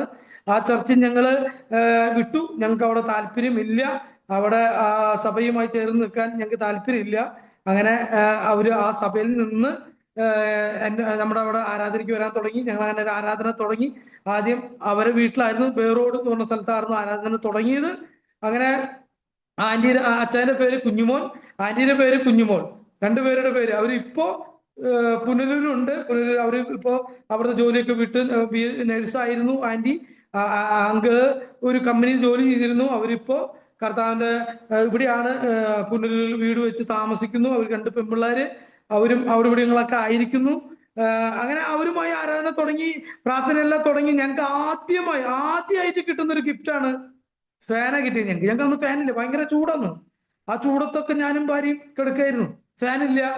ഒരു കണക്കിനൊക്കെ ഞങ്ങൾ കിടക്കും. അങ്ങനെ ഇവരറിഞ്ഞു ഞങ്ങൾക്ക് ഫാനില്ല എന്ന് അറിഞ്ഞപ്പോ ആ ഒരു ഫാൻ ഞങ്ങൾക്ക് ഗിഫ്റ്റായി തന്നു. ഇന്നും ഞങ്ങൾ ആ ഫാൻ ഉപയോഗിച്ചുകൊണ്ടിരിക്കുക. ഞങ്ങളുടെ സഭയ്ക്കകത്ത് ഇന്ന് ഇട്ടിട്ടുണ്ട് ഞങ്ങൾ ഇവിടെ. ആ ഫാൻ ഇന്ന് ഉപയോഗിച്ചുകൊണ്ടിരിക്കുന്നു. ഫാൻ ഒരു കംപ്ലൈന്റ് പോലും ഇല്ല, വർഷങ്ങളായി. ഒത്തിരി വർഷങ്ങളായി. എന്നാൽ 2011 ഞങ്ങൾക്ക് മേടിച്ചു തന്നെ, 11 കഴിഞ്ഞ മേടിച്ചു തന്ന്. എന്നാൽ ആ ഫാൻ ഇന്നും ചലിക്കുന്നു. അങ്ങനെയെല്ലാം ദൈവം തന്നു. അങ്ങനെ അവിടെ ആരാധന തുടങ്ങി. ഞങ്ങൾ ചെറിയ ചെറിയ കൂട്ടമായി. അങ്ങനെ അവിടെ നിന്ന് ഞങ്ങൾ ഒരു 2 വർഷം കഴിഞ്ഞപ്പോൾ ഞങ്ങൾ പിന്നെ തിരിച്ച് നാട്ടിലേക്ക് വരേണ്ട ഒരു അവസ്ഥ വന്നു. എൻ്റെ കല്യാണം കഴിഞ്ഞതിനെ പ്രതിനിധീകരിച്ച് എൻ്റെ മാതാവിൻ്റെ വീട്ടുകാരും എല്ലാവരും എൻ്റെ ജ്യേഷ്ഠനോട് ഓരോന്നൊക്കെ പറഞ്ഞു കൊടുത്ത് വീടിൻ്റെ അകത്ത് ഒത്തിരി പ്രശ്നങ്ങളായി. ജ്യേഷ്ഠൻ വീടിൻ്റെ അകത്ത് സാമ്പത്തിക നന്മകളൊന്നും കൊടുക്കത്തില്ല. അങ്ങനെ ഒത്തിരി പ്രശ്നങ്ങളൊക്കെ ആയപ്പോൾ എൻ്റെ മനസ്സിന് ഒത്തിരി വേദനയായി. കർത്താവ്, ഞാൻ അങ്ങയുടെ വേലയ്ക്ക് വേണ്ടി ഇറങ്ങി തിരിച്ചിട്ട് ഇതെല്ലാം എന്തുകൊണ്ടാ എന്നുള്ള ചിന്ത വന്നു. അങ്ങനെ എൻ്റെ ജ്യേഷ്ഠന് സഹകരിക്കത്തില്ലായിരുന്നു, വീടുമായി സഹകരിക്കത്തില്ലായിരുന്നു, മാതാപിതാക്കളുമായി സഹകരിക്കത്തില്ലായിരുന്നു. അങ്ങനെ വന്നപ്പോൾ ഞങ്ങൾ തീരുമാനമെടുത്തു, കർത്താവ്, ഇനി എല്ലാ കടഭാരങ്ങൾ വീടിയിട്ട് ഞാൻ ഈ വേലയ്ക്ക് ഇറങ്ങത്തുള്ളൂ. ഞങ്ങൾക്ക് ഒരു 2 ലക്ഷം രൂപയുടെ അടുത്ത് കടമുണ്ടായിരുന്നു. ആ കടം വീട്ടാൻ വേണ്ടി ഞാൻ തിരിച്ചു വന്നു. അങ്ങനെ സുശേഷ വില വിട്ടെന്ന് തന്നെ പറയാം. അങ്ങനെ വന്ന് ഞങ്ങൾ നാട്ടിൽ വന്ന് ദൈവത്തിന് അന്മ പറഞ്ഞു, മോനെ നീ പോകരുത്, നീ വിട്ടുപോകരുത്, നിന്നെ ഞാൻ സീറോയാക്കും. നീ വിട്ടുപോയ ഒരു ബിസ്ക്കറ്റ് പോലും മേടിക്കാൻ പൈസ ഇല്ലാത്ത വിധത്തിൽ നിന്നെ ആക്കി ഞാൻ മടക്കൊണ്ടിരുന്നു. ഞാൻ പരിശുദ്ധാത്മാവിനെ മർദ്ദനിച്ച്, ദൈവത്തെ മർദ്ദനിച്ച് ഞാൻ നാട്ടിൽ വന്ന് എനിക്ക് ഭയങ്കര ദേഷ്യമായി. എനിക്ക് ഭയങ്കര ദേഷ്യമായി എന്ന് പറഞ്ഞാൽ, ഇനി പൈസ കടം വീട്ടിയിട്ട് ഇനി കർത്താവിന് വേല ചെയ്തുള്ളൂ എന്നുള്ള തീരുമാനം എടുത്ത് വന്നു. അങ്ങനെ ഞാനിവിടെ ഓട്ടോറിക്ഷ ഓടിക്കാൻ തുടങ്ങി. അപ്പോഴെല്ലാം കൂടെ നിന്നിരുന്ന കൂട്ടുകാരെല്ലാം നിന്ദിച്ചു, പരിഹസിച്ചു. നമ്മളോടൊരു വിധം പറയും, അവര് മറ്റുള്ളവരോട് പറയും, ഈ പാച്ചി ഓട്ടോറിക്ഷ ഓടിച്ച് നടക്കുക. അവർക്കതൊരു സന്തോഷമാക്കി മാറ്റി. അതൊക്കെ കേൾക്കുമ്പോൾ നമുക്ക് ഒത്തിരി ദുഃഖമുണ്ടായിരുന്നു. എന്നാലും ഞാൻ ആരോട് പ്രതികരിക്കത്തില്ലായിരുന്നു. നമ്മൾ ആരെങ്കിലും ഒരു വ്യക്തിയെങ്കിലും വിളിച്ചു പറയണം, നമുക്ക് പ്രാർത്ഥിക്കുന്ന വിശ്വാസന, കുഴപ്പമില്ല. അങ്ങനെ ഒരു വ്യക്തി പോലും വിളിക്കാനുണ്ടായിരുന്നില്ല. എല്ലാവരും നമ്മുടെ ബാഡ് ന്യൂസ്, അതായത് നമ്മൾ വണ്ടി ഓടിക്കുന്നു, എന്തുകൊണ്ടാ വണ്ടി ഓടിക്കുന്നത്, എന്ത് കാരണം കൊണ്ടാ എന്നാരും പറയാനില്ല, അത് അന്വേഷിക്കാനുമില്ല. അവരെന്ത് ചെയ്തു, എല്ലാവരോടും പറഞ്ഞു, ഇവൻ ഓട്ടോറിക്ഷ ഓടിച്ച് നടക്കുക, എന്തായി ഇപ്പോ ഓട്ടോറിക്ഷ ഓടിച്ച് നടക്കുക എന്നുള്ള ഫ്ലാഷാക്കി. അങ്ങനെ ഓട്ടോറിക്ഷ ഓടിച്ചു. അങ്ങനെ ഓട്ടോറിക്ഷ ഓടിച്ച് കാറ് മേടിച്ചു. എൻ്റെ കയ്യില് 10,000-15,000 ഒക്കെ എൻ്റെ പോക്കറ്റിൽ എപ്പോഴും ഉണ്ടായിരുന്നു, ചെലവാക്കാൻ വേണ്ടി മാത്രം, കുടുംബത്തിന് വേണ്ടി ചെലവാക്കാൻ. അങ്ങനെല്ലാം നടന്നു, അങ്ങനെല്ലാം ജീവിച്ചു. അങ്ങനെ ഇരിക്കുമ്പോഴാണ് ഒത്തിരി പ്രശ്നങ്ങൾ എൻ്റെ ജീവിതത്തിൽ വന്നു. എനിക്ക് ഓട്ടോറിക്ഷ ഉണ്ടായിരുന്നു, കാറുണ്ടായിരുന്നു. എന്നെ ഒരു കാലഘട്ടത്തിൽ ഇതെല്ലാം പതുക്കെ എല്ലാം നഷ്ടപ്പെട്ടു. പിന്നെ റിയൽ എസ്റ്റേറ്റും പരിപാടിയായിട്ട് നടന്നു. റിയൽ എസ്റ്റേറ്റിന്റെ പരിപാടിക്ക് വേണ്ടി ഞാൻ ഇവിടെ പോവും, കോയമ്പത്തൂർ പോവും, പൊള്ളാച്ചി പോവും. അങ്ങനെ ഒത്തിരി കാര്യങ്ങൾ ചെയ്ത്, കാർ എടുക്കും, പോവും. അങ്ങനെ ഒത്തിരി സാമ്പത്തിക നഷ്ടങ്ങൾ വന്നു. വണ്ടി ഓടിക്കാൻ ജീവിക്കാൻ പറ്റത്തുള്ളൂ. അങ്ങനെ പ്രശ്നങ്ങൾ വന്നു കഴിഞ്ഞപ്പോ എന്നെ ഒരു ബിസ്ക്കറ്റ് പോലും എൻ്റെ കുഞ്ഞുങ്ങൾക്ക് മേടിച്ചു കൊടുക്കാൻ എൻ്റെ കയ്യിലില്ലായിരുന്നു. എന്നോട് പറയുമായിരുന്നു, പോയി എങ്ങനെ നാട് വിട്ടു പോ, അല്ലെങ്കിൽ പോയി ആത്മഹത്യ എന്നൊക്കെ പറഞ്ഞ വ്യക്തികളുണ്ടായിരുന്നു. എന്നാ എൻ്റെ കർത്താവ് എന്നെ മറന്നില്ല. ഞാൻ ചിന്തിച്ചു, കർത്താവ്, ഞാൻ നിന്റെ വേല ചെയ്ത് അത്ഭുതം, അപ്പൊ വിടുതൽ ചുരുട്ടി എല്ലാം ചെയ്യുന്ന എന്നെ നീ മറന്നു കളഞ്ഞോ? എൻ്റെ ജീവിതത്തിൽ ഒത്തിരി അങ്ങനെ എൻ്റെ വീട്, ഞങ്ങൾ ലോണൊക്കെ എടുത്ത് വീട് പണിതു. അങ്ങനെ ലോൺ അടയ്ക്കാൻ പറ്റാണ്ടായി. ഞങ്ങളുടെ സത്യം പറഞ്ഞ വീട് ജപ്തിയായി. ഇപ്പൊ ഞങ്ങൾക്ക് വീടും സ്ഥലമൊന്നും ഇല്ല. ഞങ്ങൾക്ക് ഒരു 4 സെന്റ് സ്ഥലമായിരുന്നുള്ളത്, അത് നഷ്ടപ്പെട്ടു പോയി. ഇപ്പൊ ഞങ്ങൾക്ക് വീടും സ്ഥലമൊന്നും ഇല്ല. ഞങ്ങൾക്ക് ഒരു പ്രത്യാശ ഉള്ളത് നിത്യതയിൽ പോകാമെന്നുള്ള പ്രത്യാശയോടുകൂടി ജീവിക്കുന്നു. അങ്ങനെ എൻ്റെ ജീവിതത്തിൽ സീറോയാക്കി ദൈവം മാറ്റി.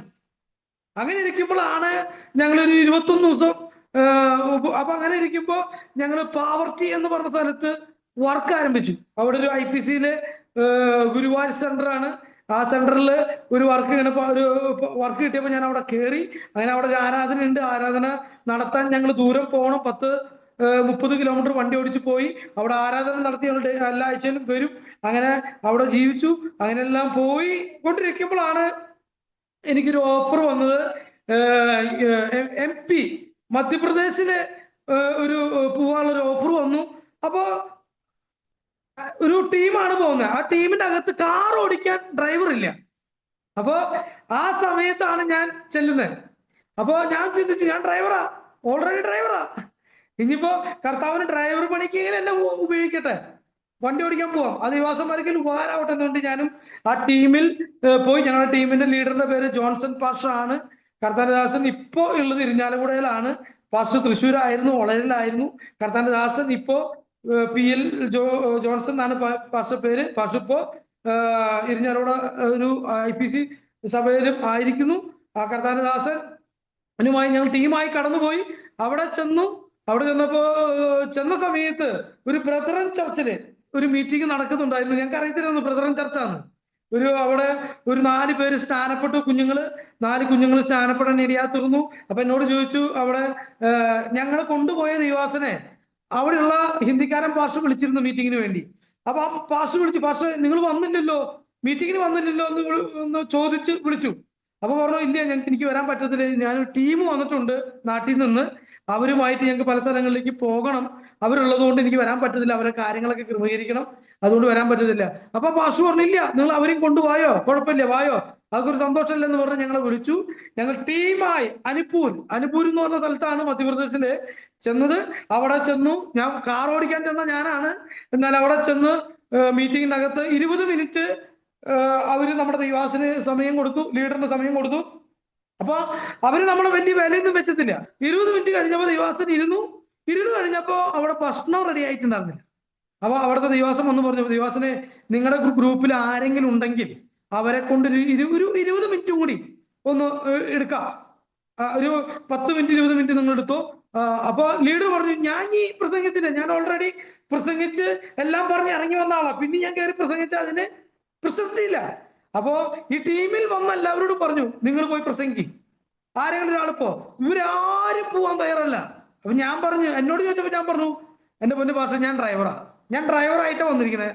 പാസ്റ്ററോട് ഞാൻ അവിടെ നിന്ന് വരുമ്പോ തന്നെ പറഞ്ഞിട്ടുണ്ട്, ഞാൻ ഡ്രൈവറായിട്ടാ വരുന്നേ, എന്നെ കൊണ്ടൊരു ഉത്തരവാദിത്വം തരരുത്. അപ്പൊ തന്നെ എന്നെ ഒരു ദൈവത്തിന്റെ ആത്മാവ് പറഞ്ഞൊരു കാര്യമുണ്ട്, പ്രിയ മകനെ, നിന്നെ ഞാൻ ഉപയോഗിക്കാൻ പോവാ, നീ പോയി നിൽക്ക്. ഞാൻ ദൈവത്തോടുണ്ട്, കർത്താവ് ഞാൻ എന്ത് പറയാനാ അവിടെ കയറി നിന്ന്, എനിക്കൊന്നും അറിയില്ല, ഞാൻ ഡ്രൈവറാ. ഞാൻ ദൈവത്തോട് മർദ്ദിരിക്കുക, വാക്കുകളോട് മനസ്സിൽ മർദ്ദിച്ചുകൊണ്ടിരിക്കുക. അങ്ങനെ തിരിഞ്ഞു മറിഞ്ഞ് എന്റെ നമ്പർ എന്നെ വന്നു. അങ്ങനെ ആ സ്റ്റേജിൽ കയറി നിന്നു.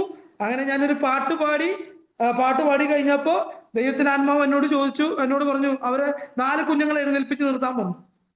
അപ്പൊ ആ കുഞ്ഞുങ്ങളോട് ചോദിച്ചു, കുഞ്ഞുങ്ങളെ നിങ്ങൾക്ക് അഭിഷേകം, ബ്രദറൻ ചർച്ച ആലോചിക്കണം, എനിക്ക് അറിയത്തില്ലായിരുന്നു. മീറ്റിംഗ് ഒക്കെ കഴിഞ്ഞപ്പോൾ മനസ്സിലായത് ബ്രദറൻ ചർച്ചാണ്. ആ കുഞ്ഞുങ്ങളോട് ചോദിച്ചു, നിങ്ങൾ അഭിഷേകം പ്രാപിക്കാൻ താല്പര്യമുണ്ടോ ചോദിച്ചു. കുഞ്ഞുങ്ങളങ്ങ് ചാടി എഴുന്നേറ്റു. ഏത് പ്രഥമ തരത്തിലെ കുഞ്ഞുങ്ങള് ചാടി അങ്ങ് എഴുന്നേറ്റ് പറഞ്ഞു, ഞങ്ങൾക്ക് അഭിഷേകം പ്രാപിക്കണം. അങ്ങനെ ഞാൻ കണ്ണടച്ചോ പ്രാർത്ഥിച്ച് യേശുവിന്റെ നാമത്തിൽ കർത്താവ് ഇവരുടെ മേലെ അഭിഷേകം നിറയട്ടെ എന്ന് പറഞ്ഞപ്പോ അവർ 4 പേരും അന്യഭാഷ പറഞ്ഞ് ആരാധിക്കാൻ തുടങ്ങി. അവർ അന്യഭാഷ പ്രാപിച്ച് ആരാധിക്കാൻ തുടങ്ങി. ഇവിടെ ഭൂതങ്ങളെല്ലാം അലറി ഓടാ. യേശുവിന്റെ നാമത്തിൽ നിന്ന് കൈ പോക്കുമ്പോഴേക്കും വീഴുക. അപ്പോ 20 മിനിറ്റ് കഴിഞ്ഞപ്പോൾ ഞാനങ്ങ് നിർത്തി, മീറ്റിംഗ് അങ്ങ് നിർത്തിയപ്പോ അവിടുത്തെ ദിവസം അതിനിടയ്ക്ക് അവിടുത്തെ ബ്രദറൻ ചർച്ചിന്റെ പാസ്റ്റർ അഭിഷേകം പ്രാപിച്ചു. അതാ അത്ഭുതം. ആ പാസ്റ്റർ അഭിഷേകം പ്രാപിച്ചു, പാസ്റ്റർ ഭാര്യ അഭിഷേകം പ്രാപിച്ചു, പാസ്റ്റർ മകൻ അഭിഷേകം പ്രാപിച്ചു, അവിടുത്തെ വിശ്വാസികൾ അഭിഷേകം പ്രാപിച്ചു. ഞാൻ മീറ്റിംഗ് നിർത്തി. അപ്പൊ ആ ദിവസം കൊണ്ട്, പൊന്നു ദിവസനെ ക്ഷമിക്കണം ദിവസം, നിങ്ങളെ ഞങ്ങൾ വില കുറച്ച് കണ്ടു, ക്ഷമിക്കണം. ഞാൻ പറഞ്ഞു, കുഴപ്പമില്ല. അപ്പൊ പുള്ളിക്കാരെ പറഞ്ഞു, പിന്നെയും സമയം നിങ്ങൾ എടുക്കണം. ആ പുള്ളിക്ക് ആൾക്കാർ വണ്ടി വിളിച്ച് വന്നുകൊണ്ടിരിക്കുക വിടുതൽ പ്രാപിക്കാൻ. പല ഗ്രാമങ്ങളിൽ നിന്നും വണ്ടി വിളിച്ച് വന്നുകൊണ്ടിരിക്കുക വിടുതൽ പ്രാപിക്കാൻ വേണ്ടി. ഞങ്ങൾക്ക് അറിയുന്നില്ല, പലരും വന്നുകൊണ്ടിരിക്കുക. പറഞ്ഞു, ദിവസ മീറ്റിംഗ് നിർത്തും. ഞാൻ പറഞ്ഞു, പരിശുദ്ധാത്മാവ് എപ്പം നിർത്തുന്നോ അപ്പം മീറ്റിംഗ് നിർത്തും, പറ്റുമോ എന്ന് ചോദിച്ചു. ദിവസം പറഞ്ഞു, ഒരു കുഴപ്പമില്ല, നിർത്തിയാൽ മതി. ഞാൻ പറഞ്ഞു, പരിശുദ്ധാത്മാവിന്റെ ദൈവത്തിന്റെ കരങ്ങളിൽ, പരിശുദ്ധാത്മാവിന്റെ കരങ്ങളിൽ കൊടുക്കാം, എപ്പോഴാണ് നിർത്തുന്നത് അപ്പം നിർത്തും. അങ്ങനെ മീറ്റിംഗ് പ്രാർത്ഥിച്ചു തുടങ്ങി. ഒത്തിരി പേര് വന്ന് ഭൂതങ്ങൾ അലറി പോകുന്നു, രോഗികൾ സൗഖ്യം പ്രാപിക്കുന്നു, വലിയ അത്ഭുതങ്ങൾ നടന്നു, അവിടെ വലിയ അടയാളങ്ങൾ തന്നു. 1 മണിക്ക് നിർത്തേണ്ട മീറ്റിംഗ് നിർത്തിയത് 3:30. പ്രാർത്ഥിച്ച് ആശീർവാദം പറഞ്ഞ് മീറ്റിംഗ് നിർത്തി. ആ സഭ അനുഗ്രഹിക്കപ്പെട്ടു. ഇന്നൊരു പെന്തക്കോസ്ത് സഭയാണ്. അനിപ്പൂരിൽ ഒരു പെന്തക്കോസ്ത് സഭയായി അവർ തുടർന്നുകൊണ്ടിരിക്കുന്നു. അവിടെ പല മീറ്റിങ്ങുകളും ഞങ്ങൾക്ക് ദൈവം ഒരുക്കി തന്നു. അവിടെ ദൈവം അത്ഭുതമായി. ഞാൻ കരഞ്ഞുപോയി. കർത്താവേ, നീ എന്നെ ഇതുവരെ മറന്നില്ലല്ലോ, നീ എന്നെ ഉപയോഗിക്കുന്നുണ്ടല്ലോ. അന്ന് മുട്ടുകുത്തി ഞാൻ കർത്താവിനോട് പറഞ്ഞു, കർത്താവ് ക്ഷമിക്കണം, എനിക്ക് തെറ്റുപറ്റിയതാ. അപ്പൊ അങ്ങേക്ക് തെറ്റുപറ്റത്തില്ലെന്ന് നീ തെളിയിച്ചു എന്ന് പറഞ്ഞ് തീരുമാനം എടുത്ത് അങ്ങനെ ഇറങ്ങി. അങ്ങനെ വന്ന് ഇരിക്കുമ്പോഴാണ് ഞങ്ങള് 21 ദിവസം ഉപവസിച്ചു. ഞാൻ എൻ്റെ ഭാര്യയും ഞങ്ങൾ 2 പേരും ഒരുമിച്ച് ഭക്ഷണം കഴിക്കാതെ ഒരുമിച്ചിരുന്ന് ഉപവസിച്ചു, പ്രാർത്ഥിച്ചിരിക്കുമ്പോ എൻ്റെ വൈഫിന് ഒരു മടി ഉണ്ടായിരുന്നു, നോർത്ത് ഇന്ത്യക്ക് പോകാനായിട്ട് ഒരു മടി ഉണ്ടായിരുന്നു. എൻ്റെ ഭാര്യ നോർത്ത് ഇന്ത്യക്ക് പോകാൻ ഒരു മടിയായിരുന്നു, ചെറിയൊരു മടി ഉണ്ടായിരുന്നു. അപ്പൊ ഞാൻ കർത്താവിനോട് പറഞ്ഞു, കർത്താവേ, ഇനി നോർത്ത് ഇന്ത്യക്ക് പോകണമെങ്കിൽ ഞാൻ നൈറ്റ് പോകത്തില്ല, എൻ്റെ ഭാര്യ വന്ന് പറയണം ഇനി നമുക്ക് നോർത്ത് ഇന്ത്യക്ക് പോവാം. അങ്ങനെ തന്നെ എൻ്റെ ഭാര്യയുടെ ഹൃദയത്തിൽ പറഞ്ഞു. അവളോട് പറഞ്ഞു ഇനി ഇവിടെ നിൽക്കണ്ട, നമുക്ക് നോർത്ത് ഇന്ത്യക്ക് പോകാന്ന് അവളുടെ വായ കൊണ്ട് തന്നെ പറഞ്ഞു. അങ്ങനെ ഞങ്ങൾ 40 ദിവസമൊക്കെ ഉപവസിക്കായിരുന്നു.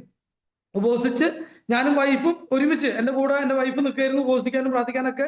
ഞങ്ങൾ ഒരുമിച്ച് ഉപവസിച്ച് പ്രാർത്ഥിച്ച് അങ്ങനെ തീരുമാനം എടുത്ത് 2005 ഞാൻ ഇവിടെ ഉണ്ടായിരുന്നു. ഇവിടെ തിരിച്ചു പോയി 2018 തിരിച്ച് ഭോപ്പാലിൽ ഫെലദൽഫിയയുടെ വർക്കൊന്നും ഇവിടെ ഉണ്ടായിരുന്നില്ല. ഫെലദൽഫിയയുടെ ഒരു ചർച്ച പോലും ഇവിടെ ഉണ്ടായിരുന്നില്ല. ഫെലദൽഫിയയുടെ വർക്ക് ഇവിടെ വന്ന് തുടങ്ങാൻ ദൈവം സഹായിച്ചു. ഇവിടെ വന്ന് ഇപ്പോ ഭോപ്പാലിൽ തന്നെ 4-5 ചർച്ച് ഭോപ്പാലിലുണ്ട്. നമ്മളുമായി സഹകരിച്ച് പോകുന്നു. അതിന്റെ ലീഡറായി ഫിലദൽഫിയ ഫെലോഷിപ്പ് ചർച്ച് ഓഫ് ഇന്ത്യയുടെ ഭോപ്പാലിലെ ഏരിയ ലീഡറായി വർക്ക് ചെയ്യുന്നു. അതുപോലെ തന്നെ ആഗ്രയിലൊരു ചർച്ചുണ്ട്, മീററ്റിലൊരു ചർച്ചുണ്ട്, അപ്പൊ തന്നെ നമ്മുടെ ബീനയിലൊരു ചർച്ചുണ്ട്, അപ്പൊ തന്നെ ലളിത്പൂരിലുണ്ട്.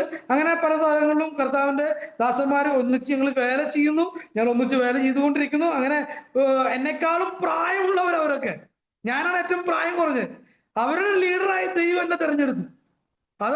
അതായത് എന്നെക്കാളും പ്രായമുള്ളവരെ നിയന്ത്രിക്കാൻ കർത്താവ് തന്നൊരു അഭിഷേകം. യോഗ്യതയില്ലാത്ത എന്നെ, എവിടെ കിടന്ന ഞാനാ, പൂരപ്പറമ്പിൽ കിടന്ന എന്നെ, ഒരു യോഗ്യതയില്ലാതെ കിടന്ന എന്നെ കൊണ്ടുവന്ന് എന്റെ കർത്താവ് എന്നെ ഉയർത്തി ഭോപ്പാലിൽ കൊണ്ടുവന്നു. അങ്ങനെ ഭോപ്പാലിൽ 2018 മുതൽ വേല ചെയ്തുകൊണ്ടിരിക്കുന്നു. ഇവിടെ നമുക്ക് ചർച്ച് ബിൽഡിംഗ് ഒന്നും ഇല്ല. ഇവിടെ വീട്ടിൽ തന്നെ ആരാധന. ഒത്തിരി പേര് രക്ഷിക്കപ്പെട്ടു, സ്നാനപ്പെട്ടു. കുറെ പേരൊക്കെ ചർച്ച് ബിൽഡിംഗ് ഇല്ലാത്തത് കൊണ്ടൊക്കെ ഇവിടുന്ന് പോയി. ഒത്തിരി പേര് പോയി. ഇപ്പോ 1-2 കുടുംബമൊക്കെ നമ്മുടെ ഇവിടെ ഉള്ളൂ. ഇപ്പൊ ഒത്തിരി മധ്യപ്രദേശിലൊക്കെ ഒത്തിരി പ്രശ്നങ്ങൾ നടന്നുകൊണ്ടിരിക്കുകയാണ്.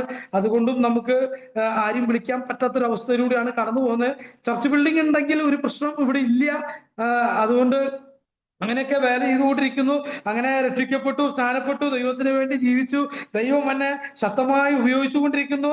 അങ്ങനെ ഇരിക്കുമ്പോൾ ഞാൻ പല പ്രാവശ്യവും ദുബായിലൊക്കെ പോകാൻ ആഗ്രഹിച്ചൊരു വ്യക്തിയാണ്. ജോലി ചെയ്യാൻ വേണ്ടി പോകാൻ ആഗ്രഹിച്ച ഡ്രൈവറായിട്ട്. ഈ ഓട്ടോറിക്ഷ ഓടിക്കുന്ന സമയത്തൊക്കെ തലകുത്തി നിന്ന് ഞാൻ നോക്കിയിട്ടുണ്ട് ദുബായിൽ ഒരു ഡ്രൈവറായി പോവാൻ. 10ാം ക്ലാസ് ഇല്ലാത്തത് കൊണ്ട്. അതാണ് പറഞ്ഞത്, ദൈവം എല്ലാത്തിനും ലോക്ക് ഇടും നമുക്ക്. നമ്മള് ദൈവത്തിന് അറിയാം ഇവനെ 10ാം ക്ലാസ് പഠിപ്പിച്ചു കഴിഞ്ഞാൽ എന്റെ വേലയ്ക്ക് കിട്ടത്തില്ല. അപ്പൊ 8ാം ക്ലാസ് വരെ നിർത്തി, പഠിത്തം നിർത്തി. അപ്പൊ 10ാം ക്ലാസ് ഉണ്ടെങ്കിലാ ദുബായിൽ ജോലിയും കിട്ടത്തുള്ളൂ. താലകുത്തി നിന്നു, സർട്ടിഫിക്കറ്റ് ഒക്കെ ഉണ്ടാകാൻ നോക്കി, അതൊന്നും ചെയ്യാൻ പറ്റിയില്ല. ദുബായിലേക്ക് പോകാൻ പറ്റിയില്ല. അങ്ങനെ ഇരിക്കുമ്പോ 2024 എനിക്ക് കർത്താവ് ദുബായിൽ പോകാൻ അവസരം തന്നു. കർത്താവ് എന്നെ സഹായിച്ചു. അവിടെ ചെന്നു. അവിടെ മീറ്റിങ്ങുകളൊക്കെ എല്ലാം പോകാൻ ദൈവം സഹായിച്ചു. ഞാൻ ദൈവത്തെ സ്തുതിക്കുകയാണ്. ഒരു യോഗ്യതയില്ലാത്ത എന്നെ, ഒരു കഴിവില്ലാത്ത എന്നെ എന്റെ കർത്താവ് ഇത്രമാത്രം എന്നെ അനുഗ്രഹിച്ചു. എനിക്ക് അവിടെ ചെന്ന് വേല ചെയ്യുവാനും അവിടെ പോയി മീറ്റിങ്ങുകളെല്ലാം അറ്റൻഡ് ചെയ്യാനും കർത്താവ് എനിക്ക് അവിടുന്ന് ഗിഫ്റ്റായി ഒരു ലാപ്ടോപ്പ് തന്നു. ഞാൻ വർഷങ്ങളായി ലാപ്ടോപ്പിന് വേണ്ടി പ്രാർത്ഥിക്കുന്ന വ്യക്തിയാ. അങ്ങനെ എനിക്കൊരു സെക്കൻഡ് ഹാൻഡ് ലാപ്ടോപ്പ് കിട്ടി. അതുപോലെ തന്നെ അവിടെ പോയി സൂക്ഷിപ്പാനും, അതുപോലെ തന്നെ ദുബായി ചെന്ന് അവിടെ 60 ദിവസം ഞാൻ ഉണ്ടായിരുന്നു. 60 ദിവസം കഴിഞ്ഞപ്പോൾ എനിക്ക് മീറ്റിങ്ങുകൾ, ഞാൻ ദൈവത്തോട് ചോദിച്ചു 10 മീറ്റിംഗാ. ദുബായി ചെന്ന് 10 മീറ്റിംഗ് ചോദിച്ചു. ദൈവം എനിക്ക് 10 മീറ്റിംഗ് തന്നുള്ളൂ. ചോദിക്കുന്നതല്ല തരത്തുള്ളൂ കർത്താവ്. അപ്പൊ ഞാൻ അവിശ്വാസത്തോടു കൂടി ചോദിച്ച 10 മീറ്റിംഗ്. അപ്പോ കർത്താവ് എനിക്ക് 10 മീറ്റിംഗ് തന്നു. അവിടെ ചെന്നു. എനിക്ക് ആരും പരിചയമില്ലായിരുന്നു. അവിടെ ചെന്ന സമയത്ത് ഞാൻ പ്രാർത്ഥിക്കായിരിക്കും എന്നോട് ദൈവത്തിന് അനുഭവം കൊണ്ടു, നിന്റെ ഒരു കസിൻ സിസ്റ്റർ ഇവിടെ ഉണ്ട്, നീ അവരുടെ നമ്പർ കളക്ട് ചെയ്യും. അങ്ങനെ ഞാൻ എൻ്റെ വീട്ടിൽ വിളിച്ചു. അങ്ങനെ ആ കസിൻ സിസ്റ്റർ നമ്പർ മേടിച്ചു. അങ്ങനെ അവിടുന്ന് ഒരു ഷാരം ചർച്ചിൽ ആദ്യത്തെ മീറ്റിംഗ് എനിക്ക് കിട്ടി. അവിടുന്ന് തുടക്കം കുറിച്ച് അങ്ങനെ ദൈവം 10 മീറ്റിംഗ് അവിടെ തന്നു. 10 മീറ്റിംഗ് കഴിഞ്ഞപ്പോ പോരേണ്ട സമയമായപ്പോ അവരെന്നോട് പറഞ്ഞു, ഇവിടെ നിൽക്ക്, പോവാൻ പറ്റേ, ഇവിടെ ഇഷ്ടം പോലെ മീറ്റിംഗ് ഉണ്ട്, പോവാൻ പറ്റേ. ദൈവത്തിന്റെ ആത്മാവ് എന്നോട് പറഞ്ഞു, മോനെ നീ ഇവിടെ നിൽക്കണ്ട, പൊക്കോന്ന് പറഞ്ഞു. ഞാൻ പറഞ്ഞു, കർത്താവേ ഞാൻ പോവാൻ തയ്യാറാ. അങ്ങ് പറഞ്ഞ് പിന്നെ ഇവിടെ നിന്നാ ഞാൻ ഒത്തിരി തിട്ടനുഭവം അനുഭവിച്ചോനാ. ഈ ഓട്ടോറിക്ഷ ഒക്കെ ഓടിക്കുമ്പോൾ ഒത്തിരി അനുഭവിച്ചാനാ. കർത്താവ് പറഞ്ഞതിനെ മറുതിരിച്ചു പോയി. ഒരു ബിസ്ക്കറ്റ് പോലും എന്റെ കുഞ്ഞുങ്ങൾക്ക് മേടിച്ചു കൊടുക്കാൻ എന്റെ കയ്യിൽ പൈസ ഇല്ലായിരുന്നു. ആലോചിക്കാൻ മതി, ഒരു അപ്പനായ ഞാൻ ബിസ്ക്കറ്റ് മേടിച്ചു കൊടുക്കാൻ പൈസ ഇല്ലെന്ന് പറഞ്ഞ അത്രയും ദയനീയമായ അവസ്ഥയിലൂടെ കടന്നുപോയി. അത് ഞാൻ ദൈവത്തോട് മറുതിരിച്ചോണ്ടാ. ദൈവത്തിന്റെ കുഴപ്പമല്ല, എന്റെ കുഴപ്പാ. കർത്താവിന് വിരോധമായി നിന്നതുകൊണ്ടാ, അങ്ങനെ തീരുമാനമെടുത്ത് ഇറങ്ങിയത് കൊണ്ടാ ഇന്നും വിശ്വാസത്തിൽ നിൽക്കുന്നത്. അങ്ങനെ ദുബായിൽ ചെന്ന് അവിടുന്ന് എന്നോട് ദൈവത്തിന് അനുഭവം പറഞ്ഞു, ഇവിടെ വെള്ളപ്പൊക്കം ഉണ്ടാകുന്ന ദുബായിയോട് ദൂത് പറയാൻ പറഞ്ഞു. അതും ഒരു ബ്രദറുകാരനായിരുന്നു. ഞാൻ പ്രാർത്ഥിച്ച് ദൈവം എന്നെ ദർശനത്തിലൂടെ കാണിച്ചു. 5-6 പ്രാവശ്യം കാണിച്ചു തന്നപ്പോ അവരോട് ഞാൻ ഷെയർ ചെയ്തു, ഇങ്ങനെ ദുബായെ വെള്ളത്തിൽ മുക്കി കളയാൻ പോവാ, ഇങ്ങനെ വെള്ളപ്പൊക്കം ഉണ്ടാവും. ആ ബ്രദറുകാരൻ ചിരിച്ചു, കളിയാക്കി ചിരിച്ചു. ഒന്ന് പോവോ പാസ്റ്റേ, അങ്ങനെയൊന്നും സംഭവിക്കത്തില്ല. ബ്രദറുകാരനാണല്ലോ, പരിശുദ്ധാത്മാവ് അവനിലില്ലല്ലോ.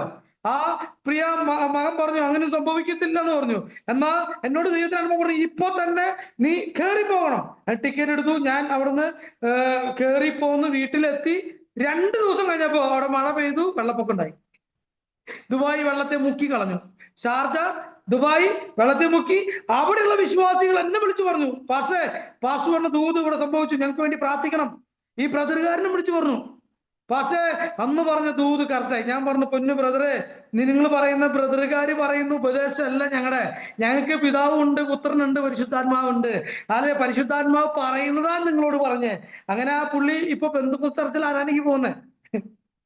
അങ്ങനെ പുള്ളിക്കാരൻ വിളിച്ചു പറഞ്ഞു. അങ്ങനെയെല്ലാം ദൈവം ശക്തമായി ഉപയോഗിച്ചു. ഇപ്പോ കർത്താവിന്റെ വേലയിൽ ഭോപ്പാലിലായിരിക്കുന്നു. കർത്താവ് ശക്തമായി കർത്താവിന്റെ വേലയ്ക്ക് വേണ്ടി ഉപയോഗിച്ചുകൊണ്ടിരിക്കുന്നു. ഇവിടെ കർത്താവിന്റെ വേലയിൽ പല ആവശ്യങ്ങളുണ്ട്. നമുക്കൊരു ചർച്ച് ബിൽഡിംഗ് ആവശ്യമുണ്ട്. നിങ്ങൾ പ്രാർത്ഥിക്കാൻ വേണ്ടി പറയുക. അല്ലെങ്കിൽ നിങ്ങളുടെ പ്രാർത്ഥന ചോദിക്കുന്നു. ഇവിടെ ചർച്ച് ബിൽഡിംഗ് ആവശ്യമുണ്ട്, അതിനുവേണ്ടി നിങ്ങൾ പ്രാർത്ഥിക്കണം. എത്രയോ യൗവനക്കാർ നശിച്ചുകൊണ്ടിരിക്കുക, മദ്യത്തിനും മയക്കുമരുന്നിനും നശിച്ചുകൊണ്ടിരിക്കുന്ന ഈ പട്ടണത്തിനകത്ത് വിഗ്രഹങ്ങൾക്കും മറ്റുള്ള കാര്യങ്ങൾക്കെല്ലാം ഓടി നടക്കുകയാണ്. തലമുറകളെല്ലാം നശിച്ചുകൊണ്ടിരിക്കുക. നമ്മുടെ പെന്തക്കോസ്ത് ബാക്ക്ഗ്രൗണ്ടിൽ പോലും കുഞ്ഞുങ്ങൾ നശിച്ചുകൊണ്ടിരിക്കുക. സത്യം ഞാൻ നിങ്ങളോട് തുറന്നു പറയാ, പാസ്റ്റർമാരുടെ മക്കൾ നശിച്ചുകൊണ്ടിരിക്കുക, ദൈവാസന്മാരുടെ മക്കൾ വഴിതെറ്റിക്കൊണ്ടിരിക്കുക, മദ്യത്തിനും മയക്കമരുന്നിനും ലോകമോഹങ്ങൾക്ക് വേണ്ടി ജീവിച്ചുകൊണ്ടിരിക്കുക. അതുകൊണ്ട് ഇത് കേൾക്കുന്ന പ്രേക്ഷകരോട് എനിക്ക് പറയാനുള്ളത്, കർത്താവ് കാൽവരി ക്രൂശിൽ കിടന്ന് പറഞ്ഞൊരു ഒറ്റ കാര്യമുള്ളൂ. എന്താ പറഞ്ഞതെന്നറിയോ? നിങ്ങൾ എന്നെ ചൊല്ലി കരയണ്ട, നിങ്ങൾ നിങ്ങളുടെ മക്കളെ ചൊല്ലി കരയാം.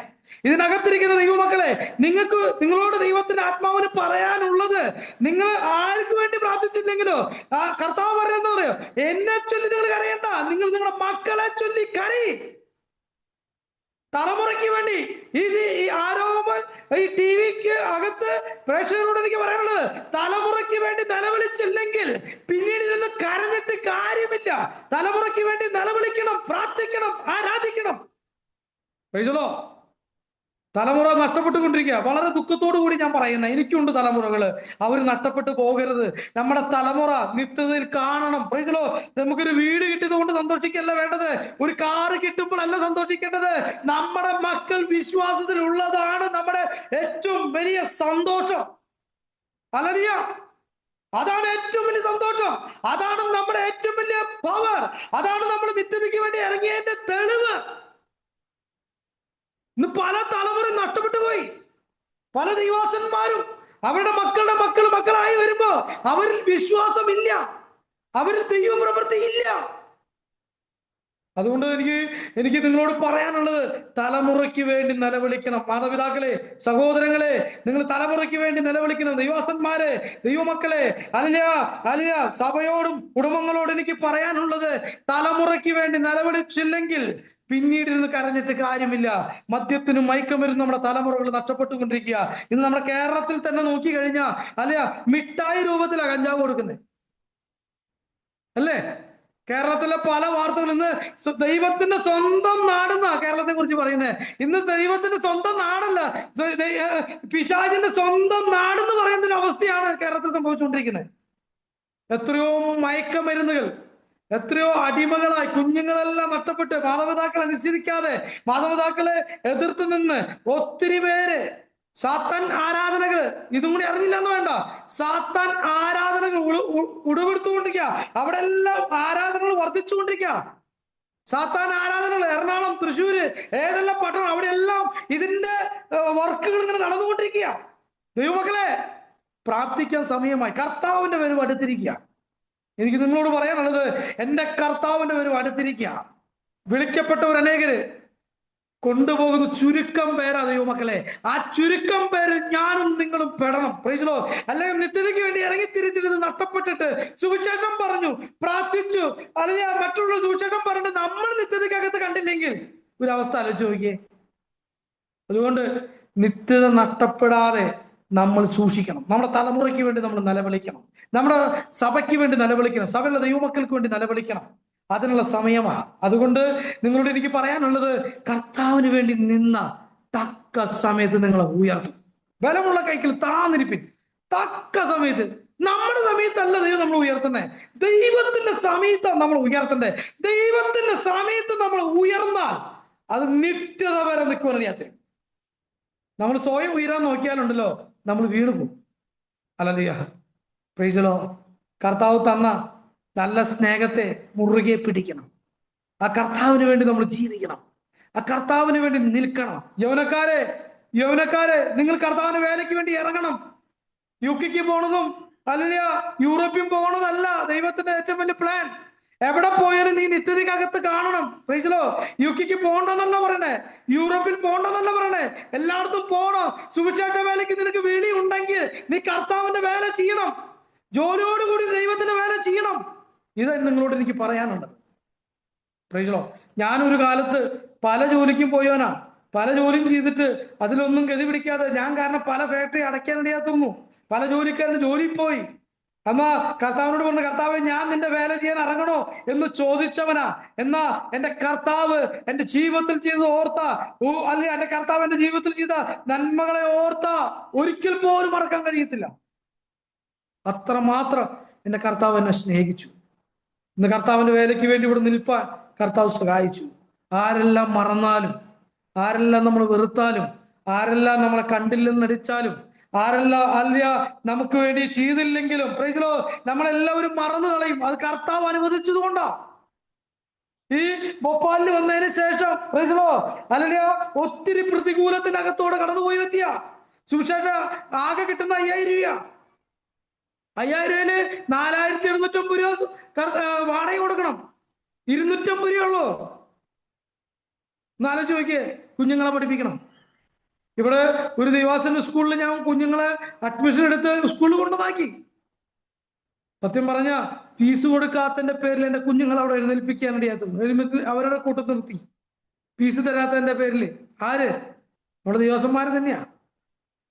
അവരുടെ എന്റെ മകള് വന്ന് പറയാ, പപ്പ ഫീസ് തരാത്തവരുടെ കൂട്ടത്തിൽ ഞങ്ങൾ എഴുന്നേൽപ്പിച്ച് നിർത്തി, പുറത്ത് നിർത്തി എന്ന് എന്റെ കുഞ്ഞ് പറഞ്ഞപ്പോ ഞാൻ എന്റെ കണ്ണിന് വെള്ളം വന്നു. കർത്താവ്, ഇതാണോ എന്റെ മകളോട് ഞാൻ പറഞ്ഞത്? ഇതാണ് മോളെ, ഇതൊക്കെ നിന്റെ ജീവിതത്തിൽ അനുഭവമാ. നീ പഠിച്ച് വലിയൊരാളാവുമ്പോ, നീ പഠിച്ച് ജോലിക്ക് ആവുമ്പോ പല ദിവസന്മാരും പഠിപ്പിക്കാൻ കഴിയാതെ ഒത്തിരി കുഞ്ഞുങ്ങളുണ്ടായിരിക്കും. അവരെല്ലാം നീ എന്ത് ചെയ്യണം? പഠിപ്പിക്കണം. വലം കൈ കൊടുക്കുന്ന ഇടം കൈ അറിയരുത് മോളെ. ആരോടും പറഞ്ഞു കൊടുക്കരുത്. നീ എന്ത് ചെയ്യണം? ഒരു കുഞ്ഞിനെ പഠിപ്പിക്കുന്നുണ്ടെങ്കിൽ അവളുടെ എല്ലാ ചെലവും നീ എടുക്കണം. അങ്ങനെയാണ് എന്റെ മോളോട് ഞാൻ പറഞ്ഞു കൊടുത്തത്. എന്റെ മോളോട് പറഞ്ഞു, മോളെ ഞാനൊരു പാസ്റ്ററാ, ഞാൻ നിങ്ങളെ കഷ്ടപ്പെട്ടാ പഠിപ്പിക്കുന്നേ. നമ്മൾ പല സ്ഥലങ്ങളും മീറ്റിങ്ങിന് പോയും ഒത്തിരി ഞെരുക്കത്തിലൂടെയും കടന്നു പോയോണ്ട് മോളെ പഠിപ്പിക്കുന്നേ. എന്റെ മോള് പറഞ്ഞു, പപ്പ ഞങ്ങൾ ഉറപ്പായിട്ടും ഞങ്ങൾ അങ്ങനെ ചെയ്തിരിക്കും. എന്റെ 2 കുഞ്ഞുങ്ങളും പറഞ്ഞു, ഉറപ്പായിട്ടും അങ്ങനെ കർത്താവിന്റെ വേലയ്ക്ക് വേണ്ടി ഞങ്ങൾ ജീവിക്കും. ഞങ്ങൾ കർത്താവിന്റെ നാമത്തിന് വേണ്ടി കൊടുക്കും. ഇപ്പൊ ഞങ്ങൾക്ക് ഒറ്റ പ്രതീക്ഷയുള്ളൂ, എന്റെ കർത്താവിന് വേണ്ടി എന്റെ മക്കൾ ജീവിക്കണം. ഹല്ലേലൂയ. എന്റെ കുഞ്ഞുങ്ങൾ ഇപ്പോഴും പഠിച്ചുകൊണ്ടിരിക്കുകയാണ്. ഒരു മോള് 8-ല്, മോൻ 6-ാം ക്ലാസ്സിലാണ്. അവരുടെ എക്സാം നടന്നുകൊണ്ടിരിക്കുന്നു. നിങ്ങൾ പ്രാർത്ഥിക്കണം. ഹല്ലേലൂയ. ഒത്തിരി പ്രതിസന്ധികളോടെ കടന്നു പോകുമ്പോഴാണ് ദൈവത്തെ കുറിച്ച് നമുക്ക് രുചിച്ചറിയാൻ പറ്റുന്നത്. അങ്ങനെ എന്റെ കുഞ്ഞുങ്ങളെ പറഞ്ഞു പഠിപ്പിച്ചു. അവര് വിശ്വാസത്തിൽ ഉറച്ചു നിൽക്കുന്നു. അവർക്ക് വേണ്ടി പ്രാർത്ഥിക്കുക. അവർ രക്ഷിക്കപ്പെട്ട് സ്നാനപ്പെട്ട് ദൈവ കുഞ്ഞുങ്ങളായി ജീവിച്ച് അവര് മുഖാന്തരം ഒരു ദൈവപ്രവൃത്തി വെളിപ്പെടുവാൻ നിങ്ങളുടെ ഞാൻ പ്രാർത്ഥന ചോദിക്കുകയാണ്. അല്ലയോ, എന്റെ ജീവിതത്തിൽ ദൈവം ചെയ്ത് ഒരിക്കലും മറക്കാൻ പറ്റത്തില്ല. മരണം മുന്നേ കണ്ടവനാ. വടിവാളുമായി മുന്നിൽ കൊല്ലാൻ വേണ്ടി വന്നവരുണ്ട്. അവരെ മുന്നിൽ നിന്നെല്ലാം സെക്കൻഡുകൾക്കുള്ളിൽ രക്ഷിച്ചതാണ് എന്റെ ദൈവം. എന്റെ കൂട്ടുകാരന്മാര് തമ്മിൽ അടിച്ച് അവരെ കൊല്ലാൻ വേണ്ടി വന്നവരാ. ഞാൻ ചിന്തിച്ചു, എന്നൊന്നും ചെയ്യത്തില്ലെന്ന് ചിന്തിച്ച് ഞാൻ ഈ റോഡിൽ പാലം കാണും. പാലം മനസ്സിലായോ? പാലം. ആ പാലം പ്രൈസിലോ പാലത്ത് പിരിക്കല് ഞങ്ങളുടെ പണി. വൈകിട്ട് ഉച്ചയ്ക്ക് രാവിലെ എല്ലാം പാലത്തുമ്പോഴാ പ്രൈസിലോ. അവിടെ ഇരുന്ന് ഇങ്ങനെ ഇരിക്കുമ്പോഴാണ് അവിടെ നിന്ന് ഒരു കൂട്ടം പിള്ളേര്, മാർക്സിസ്റ്റുകാർ പിള്ളേര് ഇവരെ കൊല്ലാൻ വേണ്ടി വരികയാണ്. വാളും പടിയൊക്കെ ആയി. ഞാൻ ചിന്തിച്ചു, ഇവരെന്നൊന്നും ചെയ്തില്ല എന്ന് ചിന്തിച്ച്. എന്നാ ആ ദൂരെ നിന്ന് അവരെന്റെ കുറ്റപ്പേര് വിളിച്ചു. എനിക്കൊരു കുറ്റപ്പേരുണ്ട്. ആ കുറ്റപ്പേര് വിളിച്ചിട്ട് എന്നെ പറഞ്ഞു, ഇവനും ശരിയാക്കാന്ന് പറഞ്ഞ് വിളിച്ചപ്പോ ഞാൻ അവിടെ ഇരുന്നില്ല, ഓടിപ്പോയി. നമ്മൾ ചാക്കിച്ചാനൊന്നുമല്ലല്ലോ അവരെല്ലാരും കൈകാര്യം ചെയ്യാൻ. ഞാൻ അവിടെ നിന്ന് ഓടിപ്പോയി. അങ്ങനെ ഞാൻ തീരുമാനം എടുത്ത് അവരെല്ലാവരും വീട്ടിൽ കയറി കൊല്ലണം, പന്നിപ്പടക്കം ഉണ്ടാക്കണം, കൊല്ലണം, ബോംബുണ്ടാക്കണം, കൊല്ലണം എന്നൊക്കെ ചിന്തിച്ച് അങ്ങനെയൊക്കെ പ്രവർത്തിച്ച വ്യക്തിയാ. അതിൽ നിന്നൊക്കെയാണ് എൻ്റെ ദൈവം എന്നെ ഇവിടെ നിർത്തിയിരിക്കുന്നത്. ഹല്ലേലൂയ. എൻ്റെ കർത്താവ് തന്ന ഈ സ്നേഹം മുറുകെ പിടിച്ച്, കർത്താവ് തന്ന സ്നേഹത്തെ മുറുകെ പിടിച്ചു. എന്നെ വിശ്വാസത്തിൽ വന്നതിന് ശേഷം ഞാൻ കർത്താവിൻ്റെ വേലയ്ക്ക് ഇറങ്ങിയപ്പോൾ ഞങ്ങൾ തോളത്ത് കൈയിട്ട് നടന്ന എൻ്റെ ജ്യേഷ്ഠൻ പോലും എന്നെ മാറ്റിവിടാൻ ഇടയാത്ത. ഞങ്ങൾ കൂട്ടുകാരെ പോലെയായിരുന്നു തന്നെ ഞാൻ എൻ്റെ ജ്യേഷ്ഠൻ. പാലിക്കാരെ ഓർക്കുകയാണ് ഞാൻ ഇതൊക്കെ പറഞ്ഞു വന്നപ്പോൾ. എൻ്റെ ജ്യേഷ്ഠൻ ഞാൻ തോളത്ത് കൈയിട്ട് നടന്നു. ആൾക്കാർ നോക്കുമ്പോൾ അവർ വിചാരം കൂട്ടുകാരാന്നാ. അറിയുന്നവർക്ക് മാത്രം അറിയത്തുള്ളൂ ഞങ്ങൾ ചേട്ടൻ അനിയനാണ്. അപ്പൊ ആൾക്കാർ പറയും, ഡാ അവരടുത്ത് കളിക്കണ്ടടാ, അവര് കൂട്ടുകാരല്ല, കൂട്ടുകാരെ ഓടും, ഇത് ചേട്ടൻ അനിയനാ, ഓടത്തില്ല, അവരൊന്നിച്ചേ നിൽക്കത്തുള്ളൂ. അങ്ങനെയൊക്കെ ജീവിച്ചു, അങ്ങനെല്ലാം നടന്നു. എന്നാൽ എനിക്ക് തൃശ്ശൂർ ജില്ലയിൽ മാത്രമല്ല കൂട്ടുകാര്, പല ജില്ലകളിലും പലവരുമായി കൂട്ടുകെട്ടുണ്ടായിരുന്നു. ഒത്തിരി കൂട്ടുകാരുണ്ടായിരുന്നു.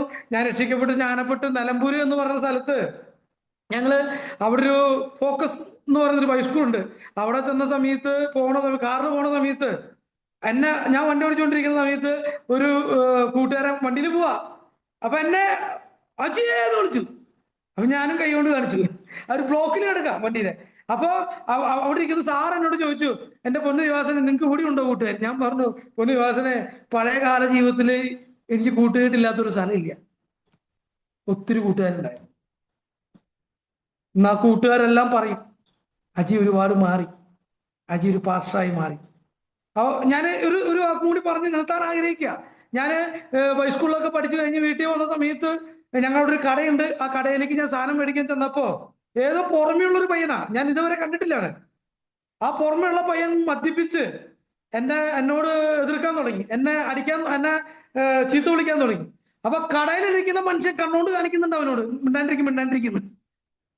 എന്നോട് ചോദിച്ചാൽ പഴയ അജി ഒരു വാക്ക് പറഞ്ഞ 4 തല്ലും, അതായിരുന്നു അജി. അപ്പൊ ആ പുള്ളിക്ക് പേടി, ഇനി ഇവനെങ്ങനെ തല്ലൂനെ.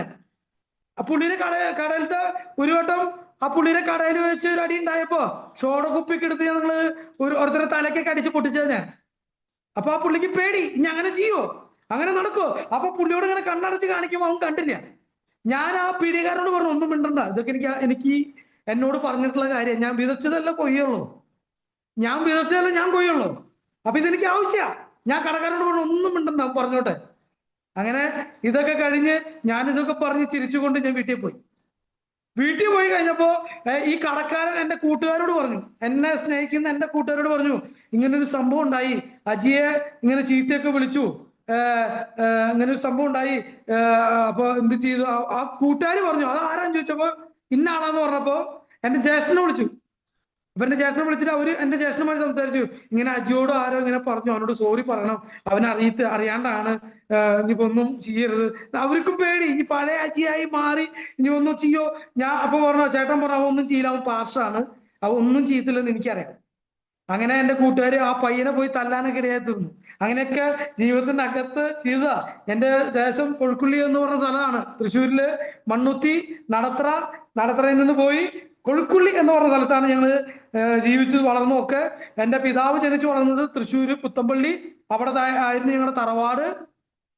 ഞങ്ങളുടെ പിതാവിന്റെ കുടുംബം തൃശ്ശൂര് പുത്തമ്പള്ളിയിൽ, അവിടുന്ന് രണ്ടാമത്തെ വഴിയില് രണ്ടാമത്തെ വീടായിരുന്നു ഞങ്ങളുടെ.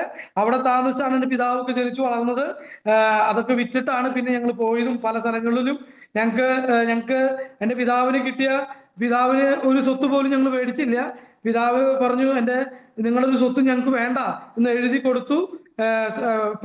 സഹോദരിമാരുടെ പേരിൽ എഴുതി കൊടുക്കാനിടയാത്തുന്നു.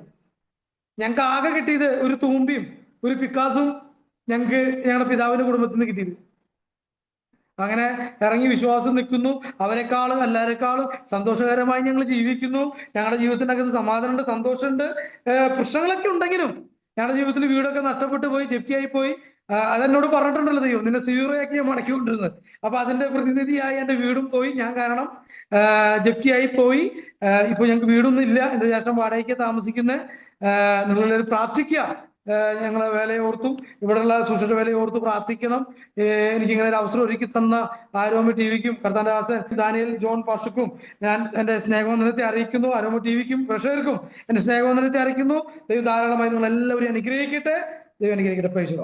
വളരെ അനുഗ്രഹിക്കപ്പെട്ട ഒരു സാക്ഷ്യം പറയുവാൻ കർത്താവിൻ്റെ ദാസൻ പാസ്റ്റർ അജി ഡേവിസിനെ ദൈവം സഹായിച്ചതോർത്ത് ഞാൻ ദൈവത്തിന് സ്തോത്രം ചെയ്യുന്നു. ജീവിതത്തിലേക്ക് കടന്നു വന്ന ആ പാതകൾ, ദൈവത്തിന് ഒരു വ്യക്തിയെ ഉപയോഗിക്കുവാൻ ദൈവം പദ്ധതി ഇട്ടിട്ടുണ്ടെങ്കിൽ ആ വ്യക്തിയെ തിരഞ്ഞെടുക്കുന്ന ആ ദൈവീയ വഴികളെക്കുറിച്ച് സവിസ്തരമായി കേൾക്കുവാൻ തക്കവണ്ണം കഴിഞ്ഞു. ഒരു യോഗ്യതയും പറയുവാൻ ഇല്ലാതിരുന്നിട്ട് അയോഗ്യതകൾ മാത്രം യോഗ്യതകളായി പരിഗണിച്ചുകൊണ്ട് കർത്താവിൻ്റെ ഒരു ശബ്ദമായി കർത്താവ് ആക്കിയിരിക്കുന്ന ഇടത്ത് കർത്താവിനെ ഉയർത്തുവാൻ, സാക്ഷ്യം വഹിക്കുവാൻ ദൈവം സഹായിച്ചു കൊണ്ടിരിക്കുന്നു എന്ന് ഉള്ള അനുഗ്രഹിക്കപ്പെട്ട സാക്ഷ്യം കേൾക്കുവാൻ തക്കവണ്ണം കഴിഞ്ഞു. ഒരു പക്ഷെങ്കിൽ വളർന്നു വന്ന ആ ജീവിത സാഹചര്യവും ചുറ്റുപാടുകളും കണക്കിലെടുക്കുകയായിരുന്നു എങ്കിൽ ഇന്ന് ഈ സാക്ഷ്യം പറയുവാൻ ഇങ്ങനൊരാൾ ജീവിച്ചിരിക്കുമായിരുന്നോ എന്ന് തന്നെ സംശയമാണ്. അല്ല, ജീവിച്ചിരുന്നു എങ്കിൽ തന്നെ നാടിനും നാട്ടുകാർക്കും നിയമപാലകർക്കും ഒരു ഭാരമായി, തലവേദനയായി ജീവിക്കുന്ന ഒരനുഭവം ആകുമായിരുന്നിരിക്കാം. എന്നാൽ അതിൽ നിന്നൊക്കെ ദൈവം അത്ഭുതകരമായി ദൈവത്തിനു വേണ്ടി പ്രയോജനമുള്ള, ഒന്നുകൂടി പറഞ്ഞു കഴിഞ്ഞാൽ, കാട്ടൊലിവായിരുന്ന നമ്മെ നാട്ടൊലിവോടവൻ ഒട്ടിച്ചു ചേർത്ത ആ അനുഭവം അത്ര മാത്രമേ പറയാനുള്ളൂ.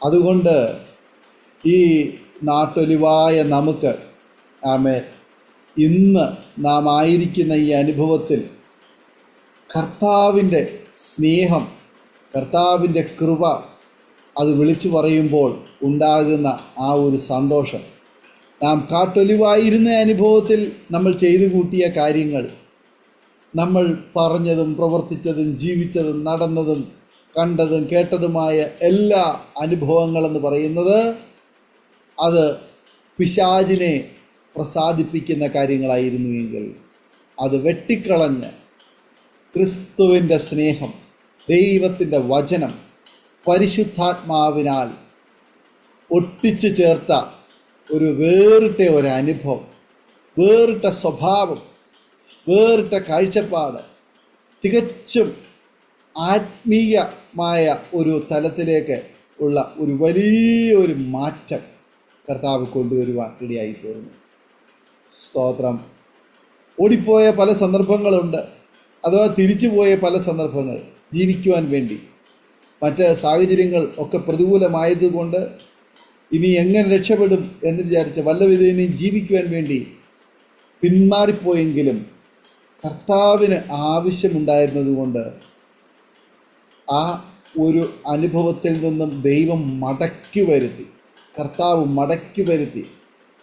നമ്മൾ ലൂക്കോസിൻ്റെ സുവിശേഷത്തിൽ അപ്പൻ്റെ ഭവനത്തിൽ നിന്ന് അപ്പൻ്റെ സ്വത്ത് മുതലുകളൊക്കെ വാങ്ങിച്ച് ദുരുപയോഗം ചെയ്ത് ജീവിച്ച ഇളയ പുത്രനെക്കുറിച്ച് അവിടെ തിരുവെഴുത്തുകൾ നമ്മൾ വായിച്ചു കേൾക്കുന്നു. എന്നാൽ അവനെ ദൈവത്തിന് ആവശ്യമുണ്ടായിരുന്നു. ദൈവം അവനെ മടക്കി വരുത്തി, അവൻ്റെ ഹൃദയത്തിൽ, അവൻ്റെ ജീവിതത്തിൽ ഒരു മാനസാന്തരം കൊടുത്തു, ഒരു മാറ്റം കൊടുത്തു. അവൻ്റെ മനോഭാവത്തിന്, അവൻ്റെ സ്വഭാവത്തിന്, അവൻ്റെ കാഴ്ചപ്പാടുകൾക്ക്, അവൻ്റെ നടപ്പിന്, എല്ലാത്തിനും ഒരു മാറ്റം കൊടുത്തു. അവനെടുത്ത തീരുമാനം നടപ്പിലായപ്പോൾ ഇന്ന് അവൻ അപ്പനോട് കൂടെ, അപ്പന് പ്രസാദമുള്ള പ്രവൃത്തി ചെയ്ത് അവൻ്റെ സഹോദരനോടും അപ്പനോടും പ്രിയപ്പെട്ടവരോടും ഇന്ന് ചേർന്ന് നിൽക്കുവാൻ ദൈവം കൃപ ചെയ്തു. കർത്താവിൻ്റെ ദാസനാജിയെ ദൈവം ആ ഒരു നിലയിലേക്ക് മടക്കി വരുത്തി. ഇന്ന് കർത്താവിനോട് ചേർന്നിരിക്കുവാൻ, കർത്തൃഭൃത്യനായി അനേക പ്രിയപ്പെട്ടവർക്ക് ആശ്വാസവും അനുഗ്രഹവുമായിരിക്കുവാൻ, കർത്താവിൻ്റെ നല്ല സാക്ഷ്യം വഹിക്കുവാൻ ദൈവം ഉപയോഗിച്ചു കൊണ്ടിരിക്കുന്നുണ്ട്. പരിമിതികളുണ്ട്, ആവശ്യങ്ങൾ ഒത്തിരി ഉണ്ടെങ്കിൽ പോലും ഏറെ ഉത്തരവാദിത്തങ്ങൾ കർത്താവ് ഭരമേൽപ്പിച്ചു. ഫിലദൽഫിയ ചർച്ചസിൻ്റെ ഭോപ്പാലിലുള്ളതായ നോർത്ത് ഇന്ത്യയിലുള്ള പല മേഖലകളുടെയും ഉത്തരവാദിത്തം കൂടി ഭരമേൽപ്പിക്കപ്പെട്ടവനായി ഒരു മുൻനിരയിൽ നിന്നുകൊണ്ട് വനത്തിൽ കിടന്ന അപ്പൻ്റെ ആടുകളെ മേയിച്ചു കൊണ്ടിരുന്ന ദാവീദിനെ വിളിച്ച് ഇസ്രായേലിൻ്റെ രാജാവായി അഭിഷേകം ചെയ്തതുപോലെ ഒരുപക്ഷെങ്കിൽ മനുഷ്യൻ്റെ ദൃഷ്ടിയിൽ വീട്ടുകാർക്കും നാട്ടുകാർക്കും ചെറിയവനെന്നോ പോരായ്മയുള്ളവനെന്നോ വിദ്യാഭ്യാസമില്ലാത്തവനെന്നോ സാമ്പത്തികമില്ലാത്തവനെന്നോ ഒക്കെ എഴുതിത്തള്ളിയെങ്കിലും അതിൻ്റെ നടുവിൽ കർത്താവിന് വേണ്ടി പ്രയോജനമുള്ളവനായി തീരുവാൻ കർത്താവ് തിരഞ്ഞെടുത്തു. ഇന്ന് മുൻനിരയിൽ നിന്ന് അനേക പ്രിയപ്പെട്ടവർക്ക് മാതൃക കാണിക്കുവാൻ, അനേക പ്രിയപ്പെട്ടവരെ കർത്താവിങ്കിലേക്ക് വഴി നടത്തുവാൻ ദൈവം ശക്തമായി ഉപയോഗിച്ചുകൊണ്ടിരിക്കുന്നത്. കർത്താവിൻ്റെ ദാസനെയും കുടുംബത്തെയും ദൈവം അനുഗ്രഹിക്കട്ടെ, ശക്തമായി ഉപയോഗിക്കട്ടെ. അരോമ ടിവിയുടെ പ്രേക്ഷകർക്ക് ഈ ജീവിതാനുഭവം സാക്ഷ്യം ഏറെ പ്രചോദനവും പ്രത്യാശയും ഉറപ്പും വർദ്ധിപ്പിക്കുന്ന ഒന്നായിരിക്കും എന്ന് ഞാൻ പൂർണ്ണമായി വിശ്വസിക്കുന്നു. പ്രേക്ഷകരെ, നിങ്ങളുടെ പ്രാർത്ഥനയിൽ ഈ ദൈവദാസനെയും അദ്ദേഹത്തിൻ്റെ കുടുംബത്തെയും പ്രവർത്തനങ്ങളെയും നിങ്ങൾ ഓർക്കുമ്പോഴൊക്കെ പ്രാർത്ഥിക്കുക. നിങ്ങൾ ഒരുപാട് സാക്ഷ്യങ്ങൾ കേൾക്കുന്ന വ്യക്തികളാണെന്ന് ഞങ്ങൾക്കറിയാം. നിങ്ങൾ ഈ പ്രിയപ്പെട്ടവരുടെ പേരെഴുതി വെച്ച്, അവരുടെ വിഷയങ്ങൾ എഴുതി വെച്ച് നിങ്ങൾ അവർക്ക് വേണ്ടി പ്രാർത്ഥിക്കണം. വടക്കേ ഇന്ത്യയുടെ ഗ്രാമങ്ങളിൽ കർത്താവിന് വേണ്ടി എരിഞ്ഞടങ്ങിക്കൊണ്ടിരിക്കുന്ന ഒരുപാട് ജീവിതങ്ങളുണ്ട്. അവരുടെ കുടുംബങ്ങൾക്ക് വേണ്ടി പ്രാർത്ഥിക്കണം. ഞങ്ങളെയും പ്രവർത്തനങ്ങളെയും നിങ്ങൾ ഓർത്ത് പ്രാർത്ഥിക്കണം. നമുക്കൊരു നിമിഷം പ്രാർത്ഥിക്കാം, ഒരുമിച്ച് പ്രാർത്ഥിക്കാം. നമ്മുടെ ജീവിതത്തിൽ നമ്മുടെ കാഴ്ചപ്പാടുകളെ, നമ്മുടെ തീരുമാനങ്ങളെ, നമ്മുടെ മനോഭാവങ്ങളെ ദൈവം മാറ്റുവാൻ ദൈവം വിശ്വസ്തനാണ്. ഒരു പക്ഷെങ്കിൽ നമുക്കുള്ളതൊക്കെ നഷ്ടപ്പെട്ടു പോയേക്കാം, ജപ്തി ചെയ്യപ്പെട്ടിരിക്കാം, തലമുറകളെ പിശാച് പിടിച്ചു കൊണ്ടുപോയിരിക്കാം, അല്ലെങ്കിൽ മറ്റേതെല്ലാം നിലകളിലൂടെ തകർച്ചയുടെ അനുഭവം മാത്രം ആയിരിക്കാം ഒരു പക്ഷെങ്കിൽ ഇന്ന് ആമേനെ അഭിമുഖീകരിച്ചു കൊണ്ടിരിക്കുന്നത്. എന്നാൽ ദൈവത്തിന് നിന്നെ ആവശ്യമുള്ളത് കൊണ്ട് ഒരു തേങ്ങ പൊതിക്കുന്നത് പോലെ പൊതിച്ച്, അതിനെ ഉടച്ച്, അതിനകത്തുനിന്ന് ആ തേങ്ങ പുറത്തു കൊണ്ടുവരുന്നത് പോലെ ചില മേഖലകളെയൊക്കെ പൊതിച്ച് ഉടച്ച് ദൈവം നിന്നെ പുറത്തു കൊണ്ടുവരുമ്പോൾ ആമേൻ യജമാനന് രുചികരമായ പ്രസാദമുള്ള ഒരനുഭവത്തിലേക്ക് കൊണ്ടുവരുവാൻ വേണ്ടിയാണ് ഇതൊക്കെ ചെയ്യുന്നതെന്ന് തിരിച്ചറിഞ്ഞ് ഏൽപ്പിച്ചു കൊടുക്കുവാൻ തയ്യാറാകൂ. നാം ഒരുമിച്ച് സ്തോത്രം ചെയ്ത് പ്രാർത്ഥിക്കുമ്പോൾ ദൈവദാസൻ അരോമ ടിവിയുടെ പ്രേക്ഷകർക്ക് വേണ്ടി ചുരുക്കം വാചകങ്ങൾ നമ്മെ പ്രാർത്ഥനയിൽ സഹായിക്കും. പ്രാർത്ഥിക്കും. ഹല്ലേലൂയ. സ്തോത്രം. വന്ദുറുഷനായ ഞങ്ങളുടെ പിതാവേ, നിന്റെ വാദങ്ങളിൽ കടന്നു വരുന്നു കർത്താവേ. ഇങ്ങനെ നല്ലൊരു അവസരം ഒരുക്കി തന്നതിന്റെ കൃപകൾക്കായി സ്തോത്രം ചെയ്യുന്നു. അരുമയും കർത്താവ് പ്രേക്ഷകർക്ക് വേണ്ടി ഞങ്ങൾ പ്രാർത്ഥിക്കുന്നു. പ്രതികൂലത്തിനകത്തിരിക്കുന്നവരും നിരാശയ്ക്കകത്ത്, ഫൈനാൻഷ്യൽ പ്രോബ്ലം കർത്താവ്, ഏതെല്ലാം മേഖലക്കകത്ത് കർത്താവ് തലമുറയ്ക്ക് വേണ്ടി നിലവിളിച്ചുകൊണ്ടിരിക്കുന്ന കർത്താവ് ആരെങ്കിലും ഉണ്ടെങ്കിൽ കർത്താവ് അവരുടെ തലമുറയ്ക്കകത്ത് വലിയൊരു ദൈവപ്രവൃത്തി വെളിപ്പെടണം. അതുപോലെ വിദ്യാഭ്യാസ മേഖലക്കകത്ത് കർത്താവ് ബുദ്ധിമുട്ടുന്നവർക്ക് ബുദ്ധിമുട്ടുകൾ മാറ്റണം. സാമ്പത്തികമായി ഞെരുക്കം അനുഭവിക്കുന്ന ഞെരുക്കങ്ങളിൽ നിന്ന് വിടിവിക്കണം. അപ്പൊ അങ്ങയുടെ കാര്യം തന്നെ ഇവരെല്ലാവരുടെ മേലും ക്ഷമിക്കണം. രോഗികളുണ്ടെങ്കിൽ യേശുവിന്റെ നാമത്തിൽ സൗഖ്യം സംഭവിക്കട്ടെ. രോഗത്തിന്റെ ആത്മാവിനെ യേശുവിന്റെ നാമത്തിൽ ഞങ്ങൾ ശാസിച്ച് പ്രാർത്ഥിക്കുന്നു. എല്ലാ പ്രേക്ഷകരുടെ ജീവിതത്തിൽ അനുഭവിക്കുന്ന എല്ലാ നിരാശകളും, എല്ലാ ദുഃഖങ്ങളും, എല്ലാ പ്രതികൂലങ്ങളും, എല്ലാ ഫൈനാൻഷ്യൽ പ്രോബ്ലങ്ങളും, എല്ലാ രോഗങ്ങളും യേശുവിന്റെ നാമത്തിൽ മാറിപ്പോകട്ടെ. ആ അധികാരത്തോടെ ഞങ്ങൾ പ്രാർത്ഥിക്കുന്നു. സ്വർഗം അത്ഭുതം ചെയ്യാം, പൂർണ്ണ വിടുതൽ സംഭവിക്കാം. വലിയ സാക്ഷ്യങ്ങളുള്ളതായി വരണപ്പ. അരോമ ടിവിയിൽ തന്നെ വലിയ സാക്ഷ്യങ്ങൾ കൽപ്പനയുടെ യാത്രക്കണം. ദൈവപ്രവൃത്തി വെളിപ്പെടണം. അപ്പൊ അങ്ങേ തൊട്ടവരും സൗഖ്യം പ്രാപിച്ചിട്ടുണ്ടെങ്കിൽ ഇന്ന് ഞങ്ങൾ പ്രാർത്ഥിച്ചു കൊണ്ടിരിക്കുമ്പോൾ തന്നെ അങ്ങയുടെ അത്ഭുതം നടക്കണം, വിടുതലുകൾ സംഭവിക്കണം. ഞങ്ങൾ വിശ്വസിക്കുന്നു കർത്താവേ. രോഗികൾ സൗഖ്യം പ്രാപിക്കട്ടെ, ക്യാൻസർ രോഗികൾ സൗഖ്യം പ്രാപിക്കട്ടെ, രോഗബന്ധനങ്ങളായിരിക്കുന്നവര് യേശുവിന്റെ നാമത്തിൽ സൗഖ്യം പ്രാപിക്കട്ടെ. ഫൈനാൻഷ്യൽ പ്രോബ്ലം യേശുവിന്റെ നാമത്തിൽ മാറിപ്പോകട്ടെ. അപ്പൊ ഇപ്പൊ ലഭിക്കേണ്ട നന്മകൾ ഇപ്പൊ തന്നെ ലഭിക്കണപ്പാ, പിന്നീടല്ലപ്പാ. ഇപ്പൊ ലഭിക്കേണ്ട നന്മകൾ, ഇപ്പൊ കിട്ടേണ്ട നന്മ പിന്നീടല്ല ലഭിക്കേണ്ടത്. ഇപ്പൊ ലഭിക്കേണ്ട നന്മകൾ ഈ കർത്താവ് ഓൺലൈനായിരിക്കുന്ന എല്ലാവരുടെ മേലും അവരോട് പറഞ്ഞ വാഗ്ദത്തങ്ങൾ യേശുക്രിസ്തുവിന്റെ നാമത്തിൽ തുറന്ന് പ്രാർത്ഥിക്കുന്നു. ഞങ്ങൾ ഇപ്പൊ ലഭിക്കേണ്ട നന്മകൾ യേശുവിന്റെ നാമത്തിൽ തുറന്ന് പ്രാർത്ഥിക്കുന്നു. സ്വർഗം തുറന്നതിനായ സ്വർഗം. കർത്താവ് പൗലോസ് പറഞ്ഞതുപോലെ വല്ല വിധേനയും മരിച്ചവരിൽ നിന്ന് പുനരുദ്ധാനം പ്രാപിപ്പാൻ ഞാനും ആഗ്രഹിക്കുന്നു കർത്താവേ. അപ്പൊ പൗലോസിനെ ഉപയോഗിച്ചു ദൈവം ഈ കർത്താവ് അനേക അഭിഷക്തന്മാരെ നീ ഉപയോഗിക്കണം. അനേക അഭിഷക്തന്മാരെ ശക്തമായി ഉപയോഗിച്ച് ദൈവരാജ്യത്തിൽ പ്രാർത്ഥിക്കുന്നു. ഈ കർത്താവെ, ഈ ദാനിയേൽ ജോൺ പാസ്റ്റർ കർത്താവ് വേണ്ടി പ്രാർത്ഥിക്കുന്ന കർത്താവെ, ദാനിയേൽ ജോൺ പാസ്റ്റർ ഉപയോഗിക്കണമേ. ആ പ്രിയദാസനെ ബലപ്പെടുത്തണമേ, ശക്തീകരിക്കണമേ. ഇത് പിന്നെയും വിപുലീകരിക്കുക, ഇത് പിന്നെയും വർദ്ധിച്ചു വരുക, ഇത് അനുഗ്രഹിക്കപ്പെട്ടൊരു ചാനലായി മാറുക. ഇത് കർത്താവെ ലോകം അറിയുന്ന ഒരു ചാനലായി യേശുവിന്റെ നാമത്തിൽ മാറട്ടെ. അനേകർക്ക് ഒരു അനുഗ്രഹമായി മാറുന്ന യേശുവിന്റെ നാമത്തിൽ. സ്വർഗം അങ്ങനെ ചെയ്താൽ ആവശ്യമാണ്. പ്രേക്ഷകർ എല്ലാവരും അനുഗ്രഹിക്കാൻ ആവശ്യപ്പെടാം. ഇതിന്റെ പിന്നിൽ പ്രവർത്തിക്കുക എല്ലാ ദിവസവും അനുഗ്രഹിക്കണമേ, മാനിക്കണമേ, കൃപയാൽ പൊതിയണം. അപ്പന്റെ കരങ്ങളിലേക്ക് താഴ്ത്തി ഏൽപ്പിക്കുന്നു. അടിയൻ സാക്ഷ്യം പറയാൻ സഹായിച്ചു, ബലപ്പെടുത്തി.